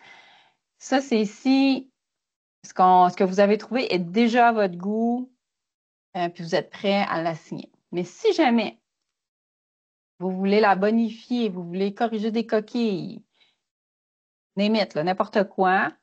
Il y a d'autres trois petits points ici encore intéressants. 3 petits points. Moi, je peux la modifier parce qu'elle m'appartient, mais vous autres, vous n'avez pas cette option-là. Vous faites copier et modifier. Donc là, ça va créer une copie de cette activité-là. Inquiétez-vous pas, vous ne modifiez pas la mienne. Vous ne jouez pas dans mes plates-bandes. Fait que ça vous fait une copie. Et là, c'est la première fois que vous arrivez dans la plateforme édition, qui ressemble finalement à un PowerPoint, là. Regardez. C'est comme des diapos. Dans chaque diapo, on met ce qu'on veut dedans. On peut supprimer, ajouter, modifier. Puis on a accès à côté à plein d'outils d'édition intéressants. Une note, c'est pour mettre du texte. Réponse ouverte, c'est pour un espace de saisie pour recueillir l'information. Réponse maths, c'est pour l'éditeur d'équations. Choix multiples, cases à cocher, liste ordonnée. Calculatrice graphique, géométrie. Esquisse, c'est pour dessiner. Tu sais, tantôt, vous les avez vécus, là. Média, c'est pour mettre une image ou une vidéo. Tableau pour une table de valeur. Polypad. Polypad, là, je pourrais l'intégrer. Tu sais, mettons que j'ajoute une nouvelle diapositive, puis j'intègre un plein écran Polypad, puis j'ai accès à tout. Ça pourrait être l'objet d'une autre formation. Après ça, j'ai tu sais, les cartes à associer, là, tantôt, quand il fallait associer des cartes ensemble, c'est le card sort. Calculatrice graphique aussi. Marble Slide, c'est très ludique, là, mais c'est pour travailler les fonctions aussi. C'est à partir d'une boule, il faut attraper des étoiles, mais là, on travaille le taux de variation, on leur donne à l'origine sur la droite, le quadratique, les ci, le ça, là, c'est un petit peu addictif. Fait que c'est ça, c'est tous les outils d'édition qui existent. Puis une fois que votre activité est à votre goût, il faut publier avec tous les changements que vous avez faits. On publie. Puis après ça, c'est la nouvelle version. Tu sais, c'est écrit copie de, hein, copy of. Fait que là, cette nouvelle version-là, je pourrais l'assigner à ma ou mes classes. Tantôt, j'ai oublié de le dire, là, mais on peut assigner à plusieurs classes en même temps. Ou à plusieurs élèves en même temps. Puis là, je sais pas si je vais trop vite, là. Vous me le direz.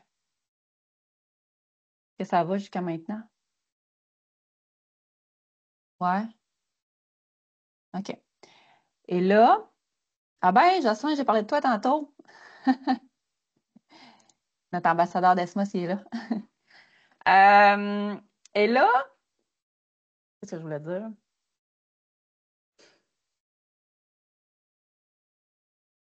Pas grave. Ça va revenir. OK. Oui. Si on va aller voir notre tableau de bord, c'est tantôt toutes les traces que vous m'avez laissées. Moi, là, honnêtement, là, je passe presque toujours par l'onglet classe, là. Il y a d'autres chemins possibles, là, mais l'onglet classe, si je vais aller voir les traces que vous m'avez laissées tantôt dans votre activité, je vais dans non, c'était dans Projet Mathias ici. OK? Fait que là, je vais passer par l'onglet classe, je cherche ma classe en particulier, je clique sur Activité assignée et vous voyez, tableau de bord, j'y ai accès à partir d'ici.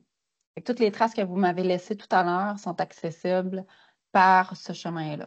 Là, si je vais voir dans celle que je viens de faire, là, dans ma nouvelle classe qui s'appelle ma première classe, activité assignée, je n'ai assigné une, c'est la même que tantôt, mais il n'y a personne qui a rejoint cette classe-là, fait que mon tableau de bord, il est vide pour le moment. Fait que l'onglet classe, vraiment, là, moi, je dirais qu'à peu près 75% du temps, je passe par là pour avoir accès là, à ce que je souhaite.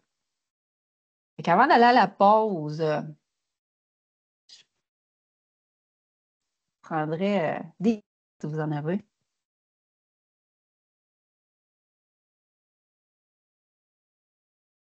Moi, Jocelyn, on avait une question pour toi. Merci, Marielle. Je le bombarde dans le chat. Là, on va avoir des C'est réponses parfait. bientôt. Ah, Ouais. yes.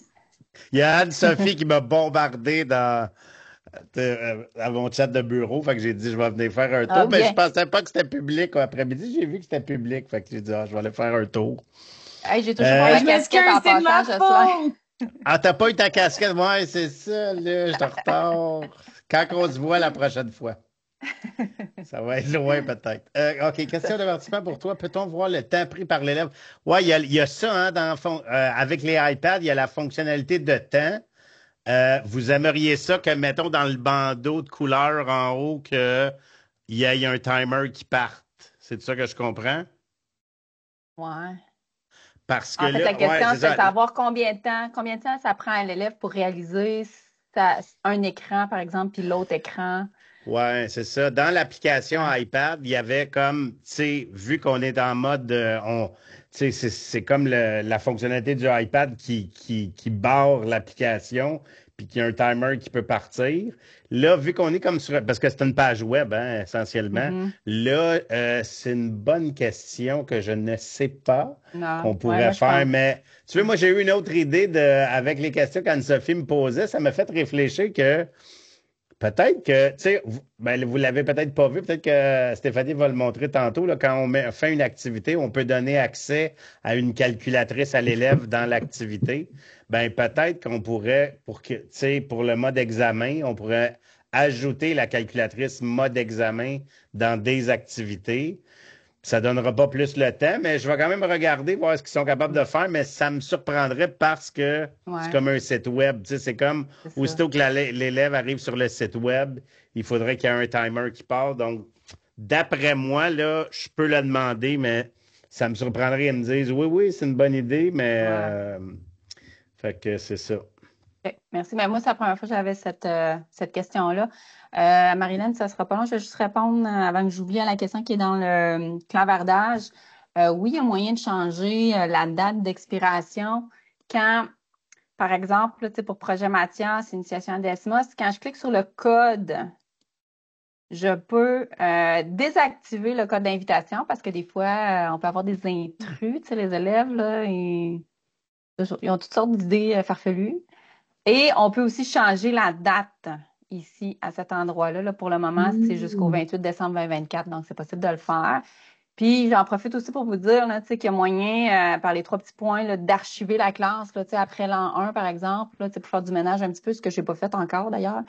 On peut archiver les classes précédentes, puis mais ça nous permet de les conserver pour justement l'année prochaine. Il y a déjà un travail qui est fait là, puis pour pouvoir réutiliser nos activités.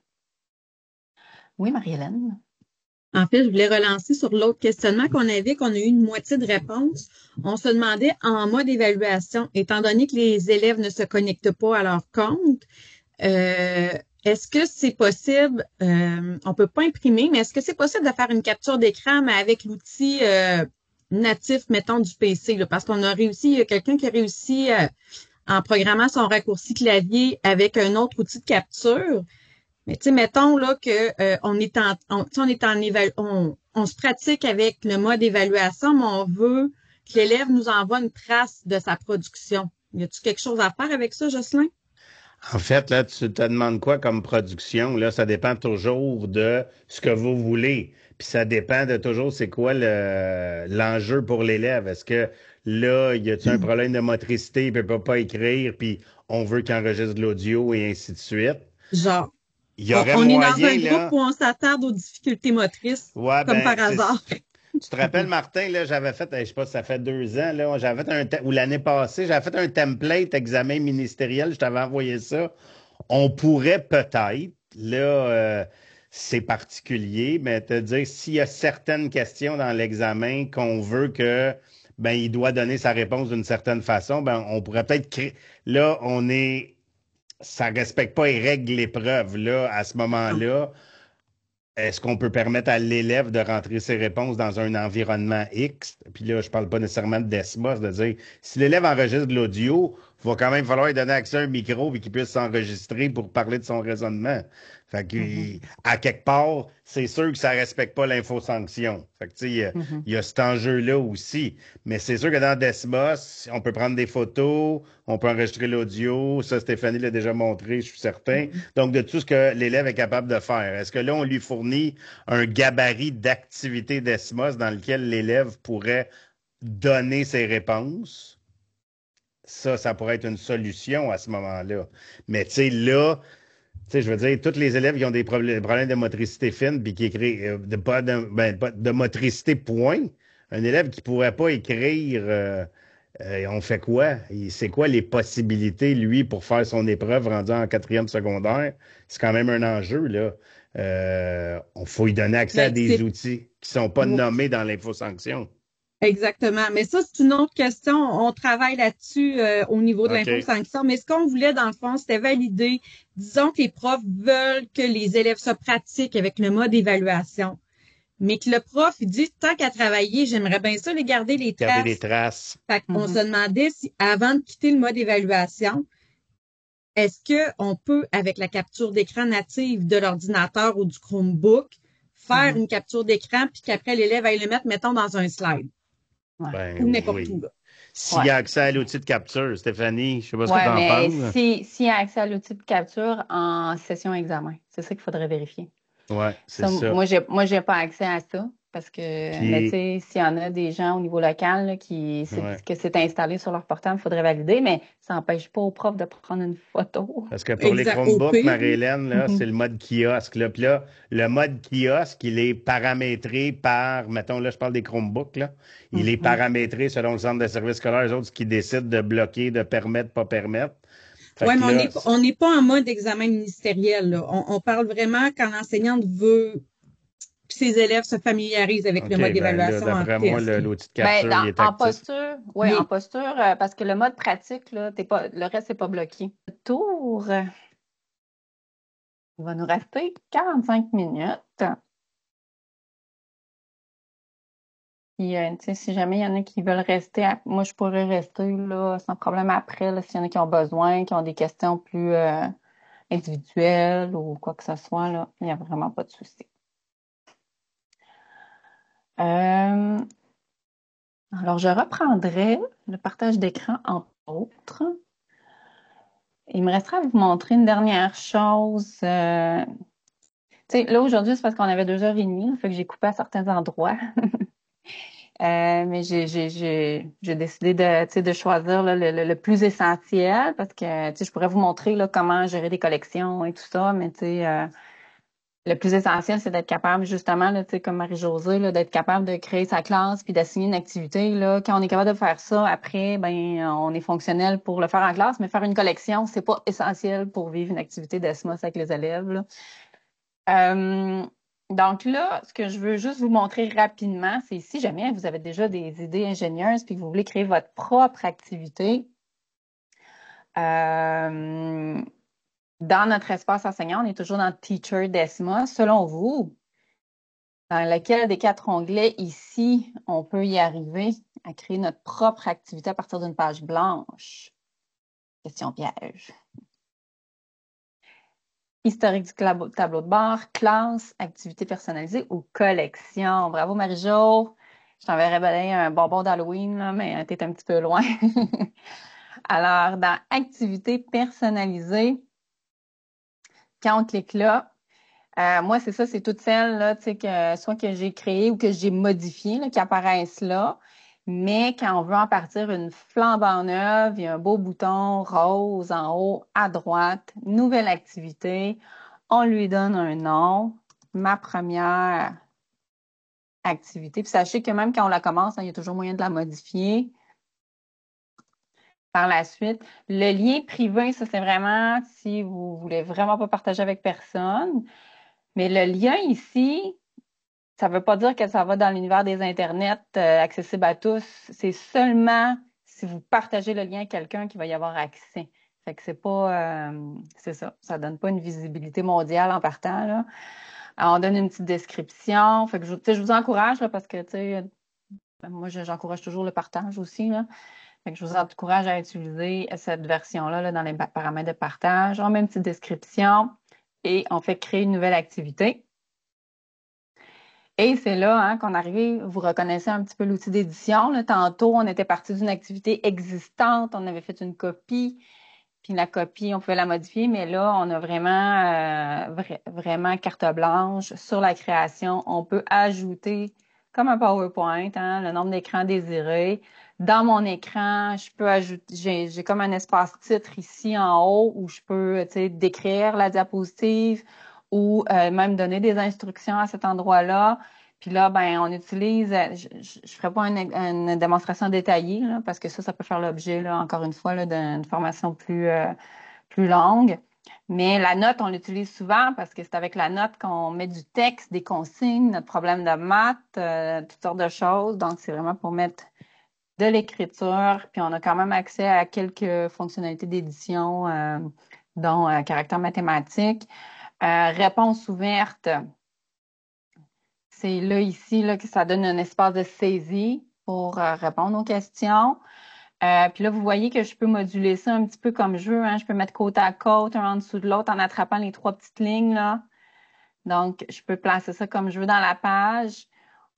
Un média aussi, tu sais, une image ou une vidéo, c'est intéressant. Ça aussi, encore une fois, je peux faire des déplacements. On essaie de pas trop surcharger nos pages. je pense que le chiffre magique, là, c'est peut-être autour de, on appelle ça des composants. Donc, c'est peut-être autour de 5 composants, plus ou moins. Puis là, ben, à l'autre page, ben, je pourrais décider d'utiliser une esquisse. Mon esquisse, rapidement, je peux même mettre un graphique en arrière. Puis j'ai accès à la calculatrice graphique, donc je peux mettre, tu sais, je fais ça rapidement, là. Je peux mettre quelque chose de déjà présent, puis l'élève, ben, en cliquant sur aperçu, va pouvoir dessiner dessus, écrire dessus, etc. J'aurais pu ajouter une note pour mettre du texte, un espace de saisie pour recueillir une réponse. Donc, il y a toutes ces fonctionnalités-là.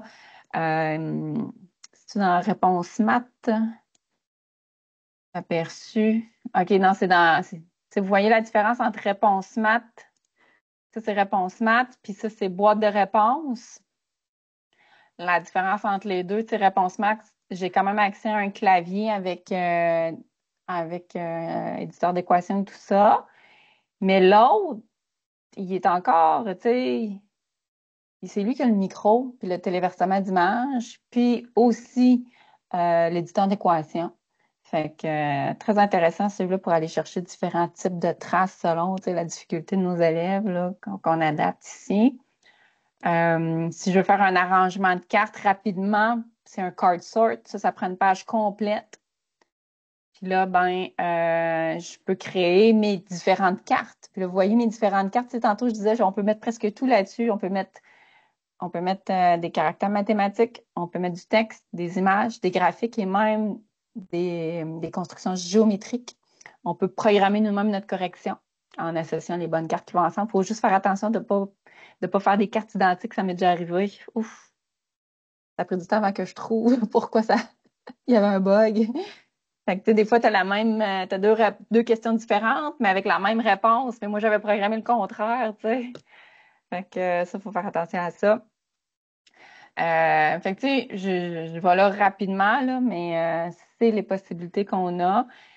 Toujours important de faire un aperçu après, là, tu sais, pour voir ce que ça donne pour l'élève. Là, tu sais, là, c'est vraiment pas beau, là, parce que j'ai fait ça vite, là. Mais pour avoir un aperçu, puis on peut même le tester via l'aperçu. Puis quand c'est à notre goût, on fait publier. Puis après, on peut faire assigner. Fait que c'est les différentes options. Il y a quelque chose que je ne vous avais pas montré encore. Jocelyn en a parlé d'ailleurs tantôt, c'est que justement, dans mon activité, il y a moyen d'activer une calculatrice, soit scientifique ou graphique, dans l'écran des élèves. Puis là, ben, le prof peut voir les traces dans le menu à côté. Là, si je mets la scientifique, je fais sauvegarder, et puis je fais aperçu. Il y a une petite calculatrice qui s'affiche ici. Et voilà, l'élève peut faire des calculs là, puis ça reste là, l'enseignant peut le voir. J'ai pas testé encore la calculatrice graphique, je vais aller voir ce que ça donne. Donc, je suis venue ici, mettons que je mets la graphique, qu'est-ce que ça donne? Aperçu, calculatrice, oh, intéressant! Et c'est la première fois que je le vois. Fait que c'est là que je pourrais mettre, par exemple, l'équation d'une droite. Ça vient soutenir un peu ce que l'élève a laissé comme trace dans son écran, sa diapositive, et le prof le voit aussi. Et Stéphanie, je peux même rajouter que dans le tableau de bord de l'enseignant, l'élève qui fait plusieurs calculs, le prof va voir tous les calculs que l'élève fait. Intéressant, là, tu sais, pour justement, là, si un élève, pour lui, la difficulté motrice le limite avec un papier crayon, mais que c'est peut-être plus facile avec un clavier, ben là, ça devient intéressant pour qu'il puisse laisser ses traces. Donc, c'est un peu ça que je voulais terminer là, dans l'espace enseignant. Je vous ai mis dans la présentation des petits rappels, là, le lien pour se rendre, les onglets les plus importants de l'espace enseignant, à quoi ressemble brièvement un tableau de bord, les outils de création. Tu sais, tantôt, je disais là, que c'était pas juste pour les maths. Là. Ça, c'est ceux qui sont polyvalents. C'est ceux qui peuvent être utiles à toutes les disciplines. Je sais aujourd'hui, on est là pour les maths, là, mais tu sais, un card sort, là, je peux faire en histoire là, un objet avec son époque, la date, tu sais, la description. Fait que ça, c'est vraiment ceux qui s'appliquent à toutes les disciplines. Puis ça, c'est ceux qui sont vraiment plus mathématiques. Fait que c'est un petit rappel. Y avait-tu? Les vidéos, hein, les vidéos YouTube. Quand les médias, c'est soit une image ou c'est une vidéo qui est une vidéo téléchargée, là, une vidéo locale, là, elle prend tout l'espace. Là. Si on veut mettre un YouTube, là, c'est un lien dans le fond. Il n'y a pas moyen de lui donner tout l'espace, le embed, là, comme on dit, là. Fait que, mais dans notre texte, dans notre note, on peut linker n'importe quel lien vers toute autre source web, là. Fait que ça, il n'y a pas de souci pour ça. Ah, merci Euh, Stéphanie, c'est une bonne idée dans la note. J'avais pas pensé ouais. à ça. C'est juste moins beau. Tu sais, des fois, on aime ça que la vidéo est évidente, là, mais ça se fait comme ça. Ensuite, fait que c'est ça, c'est un petit peu un résumé que je vous ai mis ici. Maintenant, si on parle un peu plus là, tu sais, de difficulté, d'inclusion, adaptation scolaire et fonctions d'accessibilité. Dans Desmos, il y a des fonctions d'accessibilité disponibles. On peut travailler, on peut utiliser la synthèse vocale. Je ne sais pas s'il y en a qui l'avaient activé. Les contrastes, la taille des caractères. Il y a des raccourcis clavier, braille aussi. Je vous le montre rapidement quand on est en mode élève. En mode élève, je vais retrouver mon activité en mode élève. Je me cherche un petit peu. Tu sais, tantôt, vous étiez là, hein? Vous étiez dans une activité qui ressemblait à ça. Puis vous, tu sais, quand vous étiez en posture d'élève, si je clique sur les 3 petites lignes en haut à gauche, j'ai accès à des paramètres d'accessibilité que je peux activer ou non. Donc, les caractères peuvent être plus gros. Je peux activer la synthèse vocale qui est en version bêta.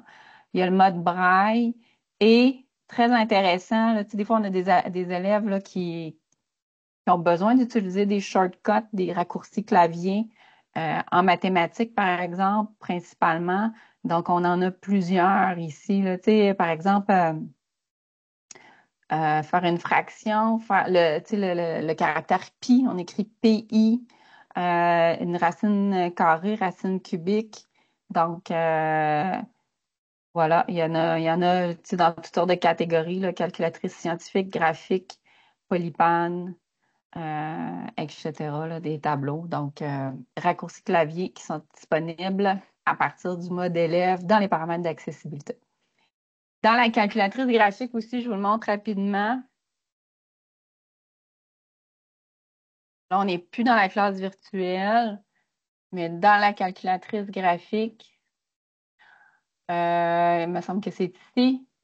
On peut utiliser le contraste là, inverse. Donc, pour certains, là, on n'est plus dans les difficultés motrices, là, mais je me permets d'en parler pareil.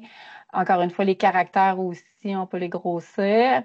Et je me souviens plus comment faire, mais si jamais il y en a qui sont intéressés, là, on a accès au clavier qui est ici. Il y a moyen de faire de la musique à nos fonctions pour écouter, tu sais, les gens qui sont non-voyants, là, pour écouter la fonction. Tu sais, mettons une fonction sinus, là, on l'entend varier. Donc, c'est possible aussi de faire ça. Vite comme ça, je me souviens plus comment faire, là, mais on n'est pas, on n'est pas dans les difficultés motrices non plus, mais ça se fait. Alors, voilà pour fonctions d'accessibilité qui sont incluses. Puis, tu sais, c'est les outils qui sont là, c'est des outils qui sont pour tout le monde, mais qu'on pense ils ont une valeur ajoutée pour ces élèves-là. Donc, le fait que la calculatrice soit intégrée, comme j'ai montré tantôt, la calculatrice graphique qui est dynamique, les cartes à associer qu'on bouge, soit avec les doigts ou avec la souris, l'éditeur d'équations, l'outil de dessin, l'outil de géométrie, les outils de manipulation virtuelle, ça inclut Polypan, mais ça inclut aussi la calculatrice graphique, les traces audio, le mode examen.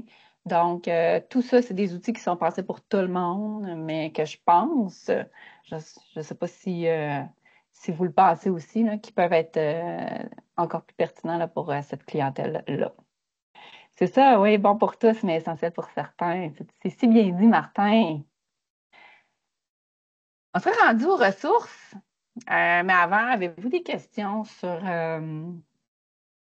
sur ces fonctions d'accessibilité-là ou sur la plus-value de l'outil pour ces élèves-là? Oui, Marie-Hélène? sais-tu, Stéphanie, là, on a une synthèse qui est incluse dans Desmos, mais si les élèves ont besoin, par exemple, du prédicteur de mots, parce qu'on veut l'utiliser en univers social, ou je sais pas quoi, là, est-ce que tu sais si ça fonctionne? Ou Ben, il c'est à faudrait vérifier? tester. J'aurais Ok. tendance à penser que oui, mais il faudrait le tester. Mm. Je confirme que ça fonctionne. Merci. Yeah, merci. C'est merveilleux. D'autres questions? C'est bon? Là, il est 15 heures. J'ai envie de vous présenter, tu sais, des ressources existantes, puis de vous donner un peu de temps, là, peut-être une dizaine de minutes pour fouiller dans tout ça. Donc, comme je disais tantôt, la communauté enseignante et de professionnels au Québec est très, très, très généreuse. Donc, on a des banques d'activités, tu sais, qui ont été prévues pour la classe régulière, mais tu sais, vous le comprenez, là, tu sais, ce qui est prévu pour eux peut être essentiel pour certains, comme Martin le disait. Alors, la principale banque d'activités que je vous recommande, c'est le site desmosfr.ca qui a justement été créé par Jocelyn qui est ici avec nous. Donc, c'est maintenant rendu Desmos et Polypan parce que justement, il y a eu un mariage heureux là, entre les deux outils. C'est un petit peu long des fois, mais ça vaut la peine d'attendre. C'est vraiment une ressource super intéressante parce qu'il y a moyen de chercher. Tu sais, oui, je partage beaucoup de ressources pour le secondaire, mais là, ça, c'est un endroit où on peut en trouver au primaire. On se le cachera pas, là, le partage du secondaire a été vraiment beaucoup plus abondant dans les dernières années. Au primaire, ben ça s'en vient tranquillement, mais il commence à avoir des choses. Puis on se cachera pas aussi là, que si on est au premier cycle du secondaire, ben en secondaire 1, ben, qu'avec le troisième cycle du primaire, là, il y a des beaux liens à faire. Moi, de mon côté, ça ne fonctionne pas. Je ne sais pas du vôtre. Là. Desma se fait en pointillage. Je vous le mets dans le clavardage. Mais je vous le dis, là, ça vaut la peine d'attendre puis que ça fonctionne. Sinon, c'est pas grave. En attendant, je vais vous montrer les autres ressources qui existent. Répertoire, il y a la gang du FGO aussi qui fait un beau travail de rapatrier aussi des tâches pour la FGA. Il y a un guide Geniali là, qui explique tout sur Desmos parce qu'aujourd'hui, en 2 heures et demie, on ne pouvait pas tout voir. Là, il a fallu que je cible les essentiels. Ah, merci, Anne-Sophie, d'avoir testé. Il y a même des conseillers pédagogiques là, qui ont pris le temps de rassembler des activités selon les niveaux secondaires, un travail de moine, là, leurs activités coup de cœur. Fait que si, par exemple, on clique sur la collection première secondaire, c'est Stéphanie Néron, conseillère pédagogique, qui a rassemblé 93 activités qui sont pertinentes pour la première secondaire. Puis ils sont même classés parce que dans les collections, il y a moyen de classer par sujet. Donc, première secondaire, on s'entend que ça peut servir aussi au troisième cycle du primaire. Puis, c'est une collection qui appartient à Stéphanie Néron. Fait qu'elle, si elle la met à jour, tu sais, si vous pouvez l'ajouter à vos collections avec le petit plus. Si elle la met à jour, ben, ça va se synchroniser. Donc, il y a moyen de faire du beau magasinage là-dedans qui coûte pas cher en plus. Je vous l'ai pas dit, là, mais Desmos, c'est gratuit, là. Fait que, tu sais, je vous ai mis les collections du secondaire qui sont ici. Collection Polypan aussi, parce que de plus en plus de gens, là, étant donné que ça fait un petit peu plus d'1 an qu'il y a eu le mariage heureux entre Desmos et Polypan. Fait qu'il y a de plus en plus de gens qui font des créations là, à même Desmos. Fait que je vous ai mis ça ici. Ensuite, ouais, non, ça c'est plus pour du développement. Fait que desmosfr.ca, y en a-tu pour qui ça a fonctionné? Non? Oui, Stéphanie, tu Oui? peux. Je viens de le réessayer puis il vient d'embarquer, là. Ouais? Je sais pas OK. pourquoi. Des fois, c'est sûr que comme c'est pas, je paye pas pour avoir un site comme Google, être 25 qui essayent de cliquer en même temps, des Ouais. fois, ça prend un petit peu plus de temps, mais Pour ceux que ça a fonctionné, là, puis tu sais, là, je sais que j'ai partagé beaucoup de choses du secondaire, là, mais allez voir au primaire, tu sais, moi, ça vient d'embarquer. Donc, il y a moyen de faire de la recherche par mots-clés, par niveau ou par type d'activité. Puis là, vous voyez la générosité des gens. Fait que c'est soit des enseignants ou des conseillers pédagogiques qui ont pris la peine non seulement de créer des activités, mais en plus de faire la procédure pour déposer ça sur ce site-là. Donc, puis tu sais, on voit que ça vient vraiment d'ici. On a nos séquences au secondaire. Puis primaire, voyez-vous, ça commence là, tranquillement. 5e, 6e année, on en a plus. Un petit peu moins pour les plus jeunes, mais tu sais, c'est pour ça qu'on on n'arrête pas de taper sur le clou, de dire que c'est aussi pertinent pour les élèves du primaire, là, parce qu'on veut qu'il y ait du partage qui se fasse à ce niveau-là aussi. Des fois, c'est par type d'activité, tu sais, les activités polypades. Donc, on va aller voir celles qui ont été créées avec ça. Des card sorts, ça, c'est les associations de cartes. Des polygraphes, j'en ai pas parlé aujourd'hui, mais ça ressemble un petit peu au jeu Guess Who. Ouais, le fameux jeu Guess Who, on a tous joué à ça, hein. En tout cas, moi, j'ai joué à ça dans mon enfance. C'est le même principe, c'est juste qu'au lieu d'être des personnages, ben, c'est des objets mathématiques, puis ça se joue à deux. Puis là, en travaillant le langage mathématique, il faut arriver à éliminer certaines cartes pour trouver celle que l'autre a choisie, pareil comme dans le jeu Guess Who. Fait que c'est super intéressant. Fait que, on voit aussi là, qu'il y a du partage aussi en FGA. Et on a des collègues francophones de l'Ontario aussi qui ont partagé. Donc, si par exemple, je prends primaire, 5e et 6e année, ça se peut que ça prenne un petit délai, mais toutes les activités qui ont été taguées 5e et 6e année vont apparaître. Ça s'en vient. On va aller voir les Puis, Stéphanie, en attendant, je peux peut-être dire, ouais, c'est ça, là. Peut-être qu'on est plusieurs à vouloir y aller en même temps. C'est ça, hein? Puis, si vous voulez soumettre vos activités, là, quand on est dans la page d'accueil, il y a comme, j'ai mis des étapes, là, il y a l'étape 1, l'étape 2, c'est de vous faire un compte dans le site WordPress qui est là. Puis la deuxième étape, c'est vraiment juste d'aller soumettre votre activité. Vous allez voir, il y a des questions à remplir, c'est assez simple. En fait, ce qu'il faut partager pour que tout le monde ait accès, c'est l'adresse de l'activité. Parce que chaque activité a une adresse unique. Donc, c'est ce lien-là qu'on partage, que vous C'est ça. partagez aux enseignantes et aux enseignants. Quand vous êtes justement là, quand vous faites votre recherche sur ce site-là, il y a une activité qui vous intéresse. Quand vous cliquez dessus, c'est ce que Jocelyn vient de dire, là, il va y avoir un lien qui est unique à chaque activité. Quand vous cliquez dessus, ça vous amène dans votre plateforme Teacher Desmos, comme tantôt, là. Puis là, vous avez le choix. Vous faites un aperçu. S'il est à votre goût, on peut tout de suite l'assigner ou copier, modifier. Tout à fait comme tantôt. Fait que ce site-là, ben, il contient un paquet de liens comme ceux-là. J'aurais aimé vous le montrer, mais c'est pas très grave. Même si ça bug un peu des fois, ça vaut vraiment la peine. Il y a des questions avant que je vous laisse magasiner un petit peu.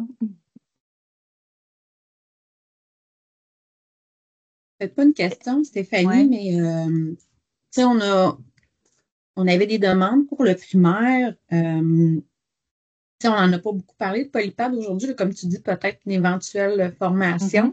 Mais j'ai comme l'impression que Polypad serait vraiment intéressant à explorer pour le primaire, notamment tu sais, avec tous les outils de manipulation qui sont là.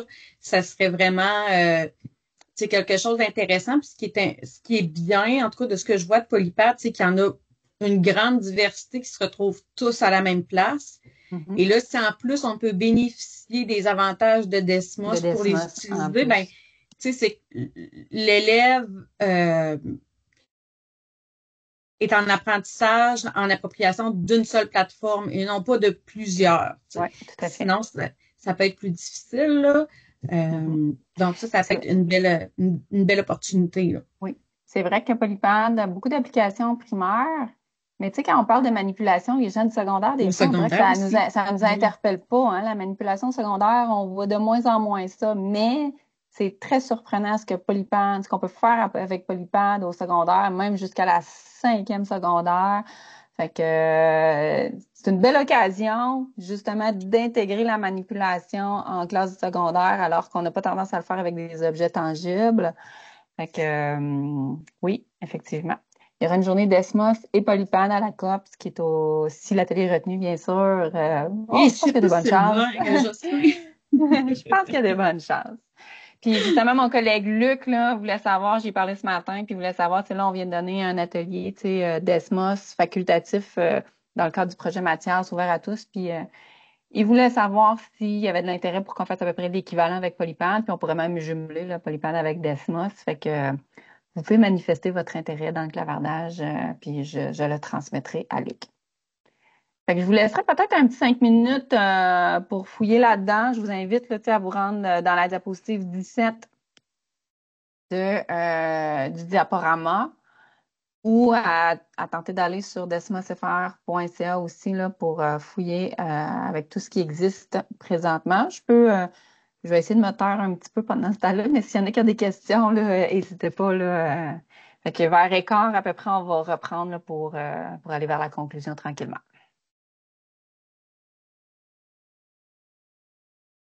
Oui, pour Polypad, Marie-Jo.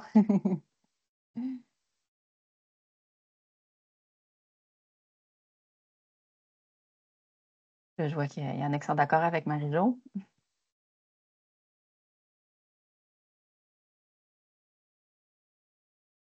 Question juste de discussion en attendant, là, je vous fais réfléchir. Mais tu sais, à l'époque, on se disait au primaire, ça va être dur de s'approprier Desmos, ça. Bon, tu sais, on se souvient qu'avant la pandémie, nos élèves avaient donc la difficulté, justement, pas juste au secondaire, à se connecter à un compte et tout ça, mais nos élèves sont de plus en plus compétents à faire ce genre de choses-là parce qu'on commence de plus en plus tôt à les amener vers ça. Surtout que de plus en plus, là, tous les élèves ont comme pas même le choix d'utiliser leur courriel d'élèves pour leur compte dans diverses activités quand c'est pas pour rentrer directement sur un portable, un Chromebook, certains même avec iPad, là.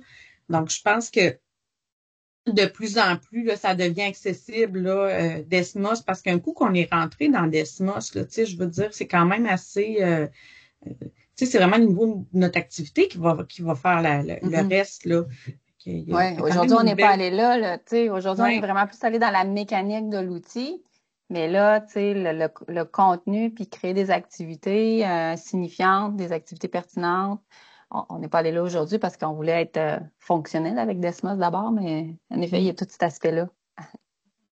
Puis la manipulation, elle est très encouragée au primaire autant qu'au secondaire. J'ai une collègue de maths qui a travaillé au ministère qui me disait il y a encore beaucoup de la pratique où les enseignants tendent beaucoup trop vers la fluidité en mathématiques et non pas vers la compréhension des concepts pour que ça fasse du sens pour eux. Puis c'est ça qui fait qu'ils arrivent au secondaire puis que ça clash, là, parce que là, ça devient tellement abstrait au secondaire, les concepts de mathématiques, que ça fait plus de sens pour eux.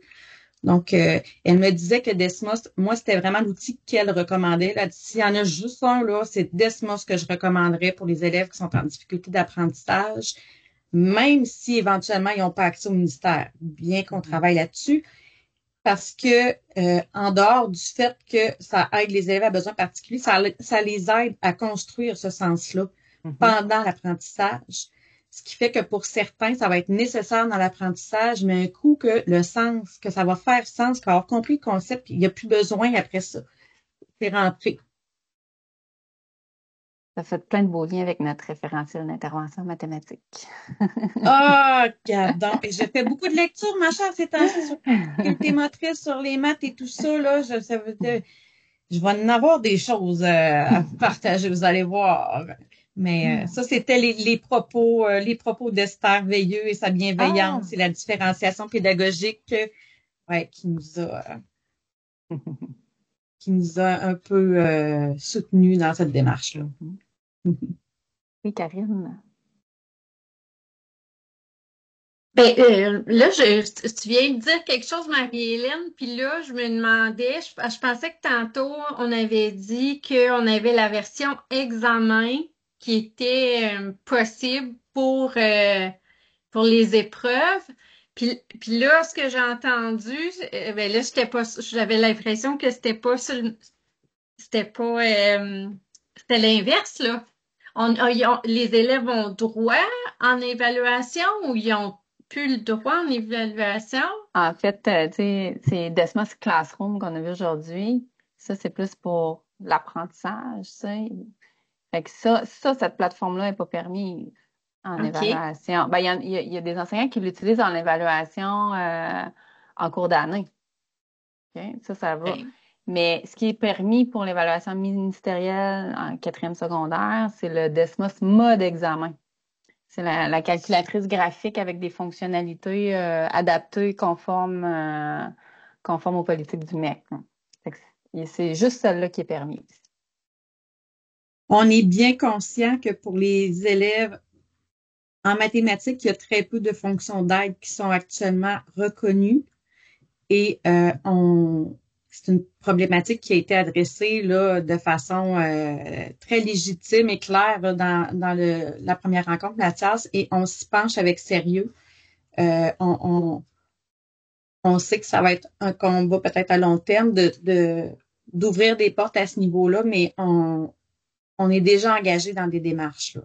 Donc, on croit que les élèves qui ont des difficultés d'apprentissage propres à la mathématique, là, on se penche sur les difficultés motrices, mais il y en a d'autres, puis les difficultés motrices sont souvent associées à des difficultés au niveau cognitif, ont besoin eux aussi d'outils. Ils ont les mêmes droits que quelqu'un qui est dyslexique ou dysorthographique.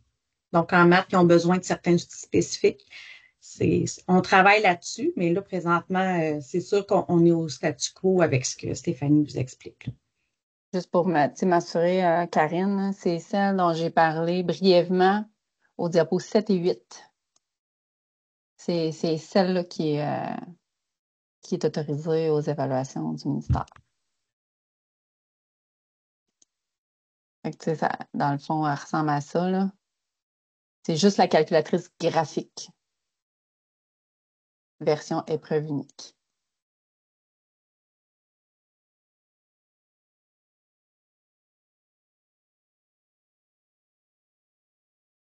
Encore une petite minute et on va se lancer vers la conclusion tranquillement.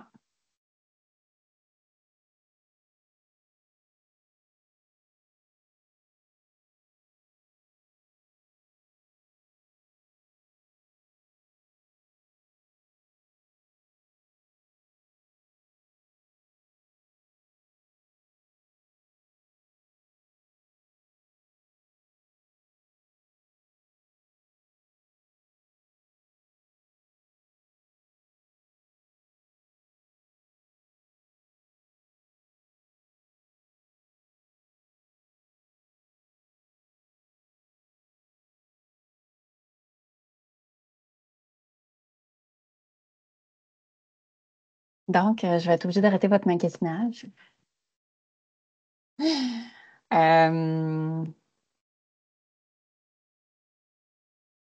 Révision, retour d'un problème. Oui, beaucoup de possibilités, Anne-Renée, en effet. Portrait de classe, oui. J'adore. Je note ça, Anne-Renée. Ouais, hein? Je les note. Je trouve que c'est des très bons commentaires. Merci du partage. Bon, on avait 2h30 cet après-midi, ce qui est raisonnable pour, je pense, là, pour se familiariser avec Desmos, mais il y a moyen d'aller plus loin. Plus loin dans la création, plus loin dans les bonnes pratiques. Justement, Jocelyn et moi, là, récemment, au mois de septembre, on a donné un atelier, puis on partageait aussi des astuces là, pour utiliser des bonnes pratiques pour utiliser Desmos, d'éviter d'en faire un espèce de cahier d'exercice traditionnel. On veut davantage stimuler les interactions, les discussions, les causeries, la réflexion, poser des questions qui stimulent vraiment la réflexion.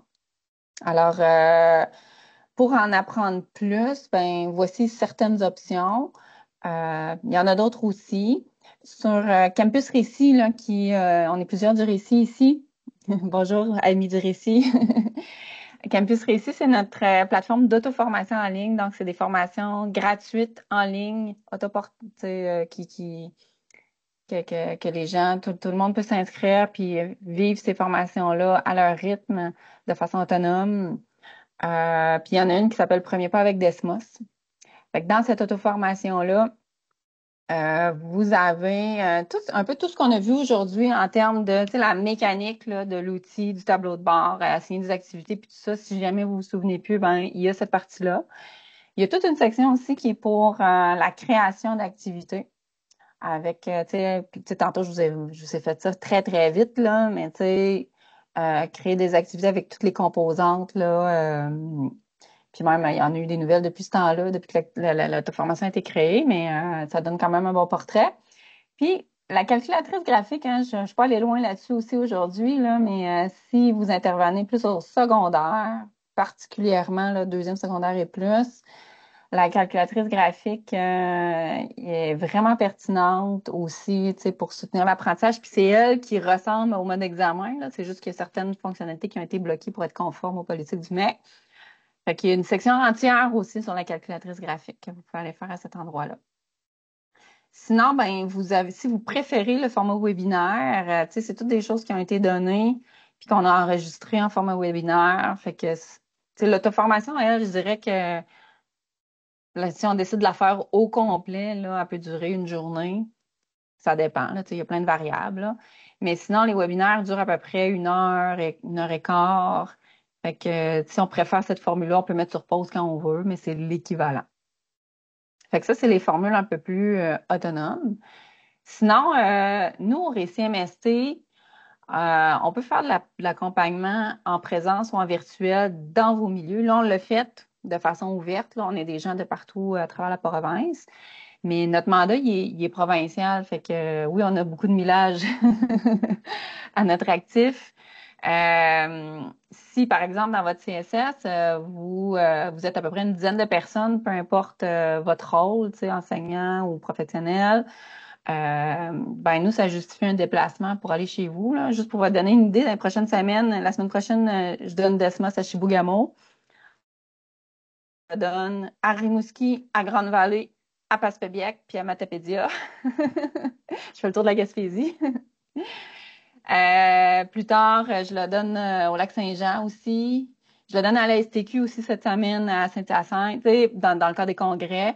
Fait que, tu sais, nous, ça fait partie de notre mandat, puis on est plusieurs dans l'équipe, là, fait qu'on peut se partager. Fait que, il s'agit de... L'automne est pas mal rempli, là, mais à partir de l'hiver, on a un peu plus de place dans notre calendrier. Fait que c'est notre rôle au récit au niveau national.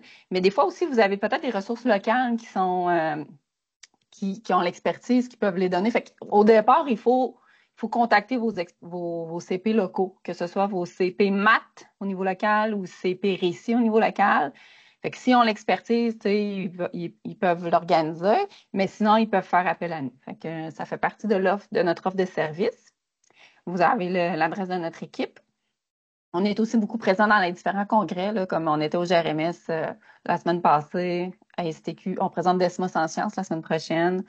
On va être à la COPS, on va être au sommet du numérique. Puis, tu sais, il n'y a pas juste nous là, qui donnent des ateliers Desmos. Là. Il y a de plus en plus d'experts Desmos là, dans la communauté, enseignante et professionnelle. Donc, il y a des ateliers Desmos. Là, je veux dire, il y a toujours moyen de s'organiser pour avoir la formation quand on veut vraiment l'avoir, selon différentes modalités. Il y a les groupes Facebook aussi, hein, Oui. Stéphanie, tu sais, n'hésitez pas, là, des Facebook, c'est aussi une occasion de réseautage puis d'échanger, d'avoir des trucs, des fois, quand on est coincé quelque part ou qu'on ne sait pas, n'hésitez pas à chercher Desmos dans votre Facebook, il y a plein de groupes, il y en a des francophones, je suis certaine que Jocelyn va se faire un plaisir de vous répondre, là, il est dans les groupes Desmos, ça c'est sûr. D'ailleurs, il l'a partagé tantôt là, dans le clavardage à 15h11. Il y a un groupe Facebook, Pédagogue Desmos et Polypad. Puis honnêtement, là, quand on a une question, là, si on met ça là, ça prend pas de temps, puis on a une réponse. Il y a le groupe Facebook Les Maths Autrement aussi, là, qui est assez actif, puis qu'il y a plein de gens qui connaissent Desmos qui vont pouvoir répondre à vos questions. D'ailleurs, si vous connaissez pas ces deux groupes-là, là, je vous invite fortement à les rejoindre sur Facebook. Puis c'est ça, je terminerai avec quelques éléments d'information. Il était 24, je devrais, ouais, on va l'avoir. Je peux pas passer à côté de la compétence numérique, tant pour l'enseignant que pour l'élève, parce que c'est ça, c'est notre mandat au récit, hein. Donc, c'est Jocelyn et moi là, qui avons élaboré ces deux, parce qu'il y a 12 dimensions, en fait, dans la compétence numérique, puis on a décidé de faire l'exercice, parce qu'il y a la compétence numérique de l'enseignant et de l'élève, puis on a réalisé qu'avec Desmos, c'est pas les mêmes dimensions qui sont sollicitées. Donc, pour l'enseignant, nous, ce qu'on a ciblé, c'est innovation, créativité, habileté technologique, numérique pour l'apprentissage, collaboration entre enseignants, vous l'avez vu tantôt, hein, on peut coéditer des tâches ou on peut aussi être co-enseignant dans des classes. communication, production de contenu et inclusion et besoins diversifiés aussi. Pour ce qui est de l'élève, c'est un petit peu différent. Il y en a qui reviennent, tu sais, les 3 d'en haut. Collaboration, on a mis un petit point d'exclamation parce que c'est pas une plateforme qui est prévue pour travailler en équipe présentement. Il y a des moyens de contourner, là, ça se fait, mais ça se fait pas de façon native. Communication, ça oui, hein, parce que j'ai insisté beaucoup là-dessus aujourd'hui là, pour Desmos, là, sa philosophie, là, c'est vraiment d'amener les élèves à discuter, à communiquer en groupe, en petits groupes, bref, de plusieurs façons. Puis on a ajouté résolution de problèmes, inclusion et besoins diversifiés aussi, là. Puis on a ajouté résolution de problèmes parce que c'est l'élève qui est en posture de résolution de problèmes, c'est pas l'enseignant. Fait qu'on trouvait ça intéressant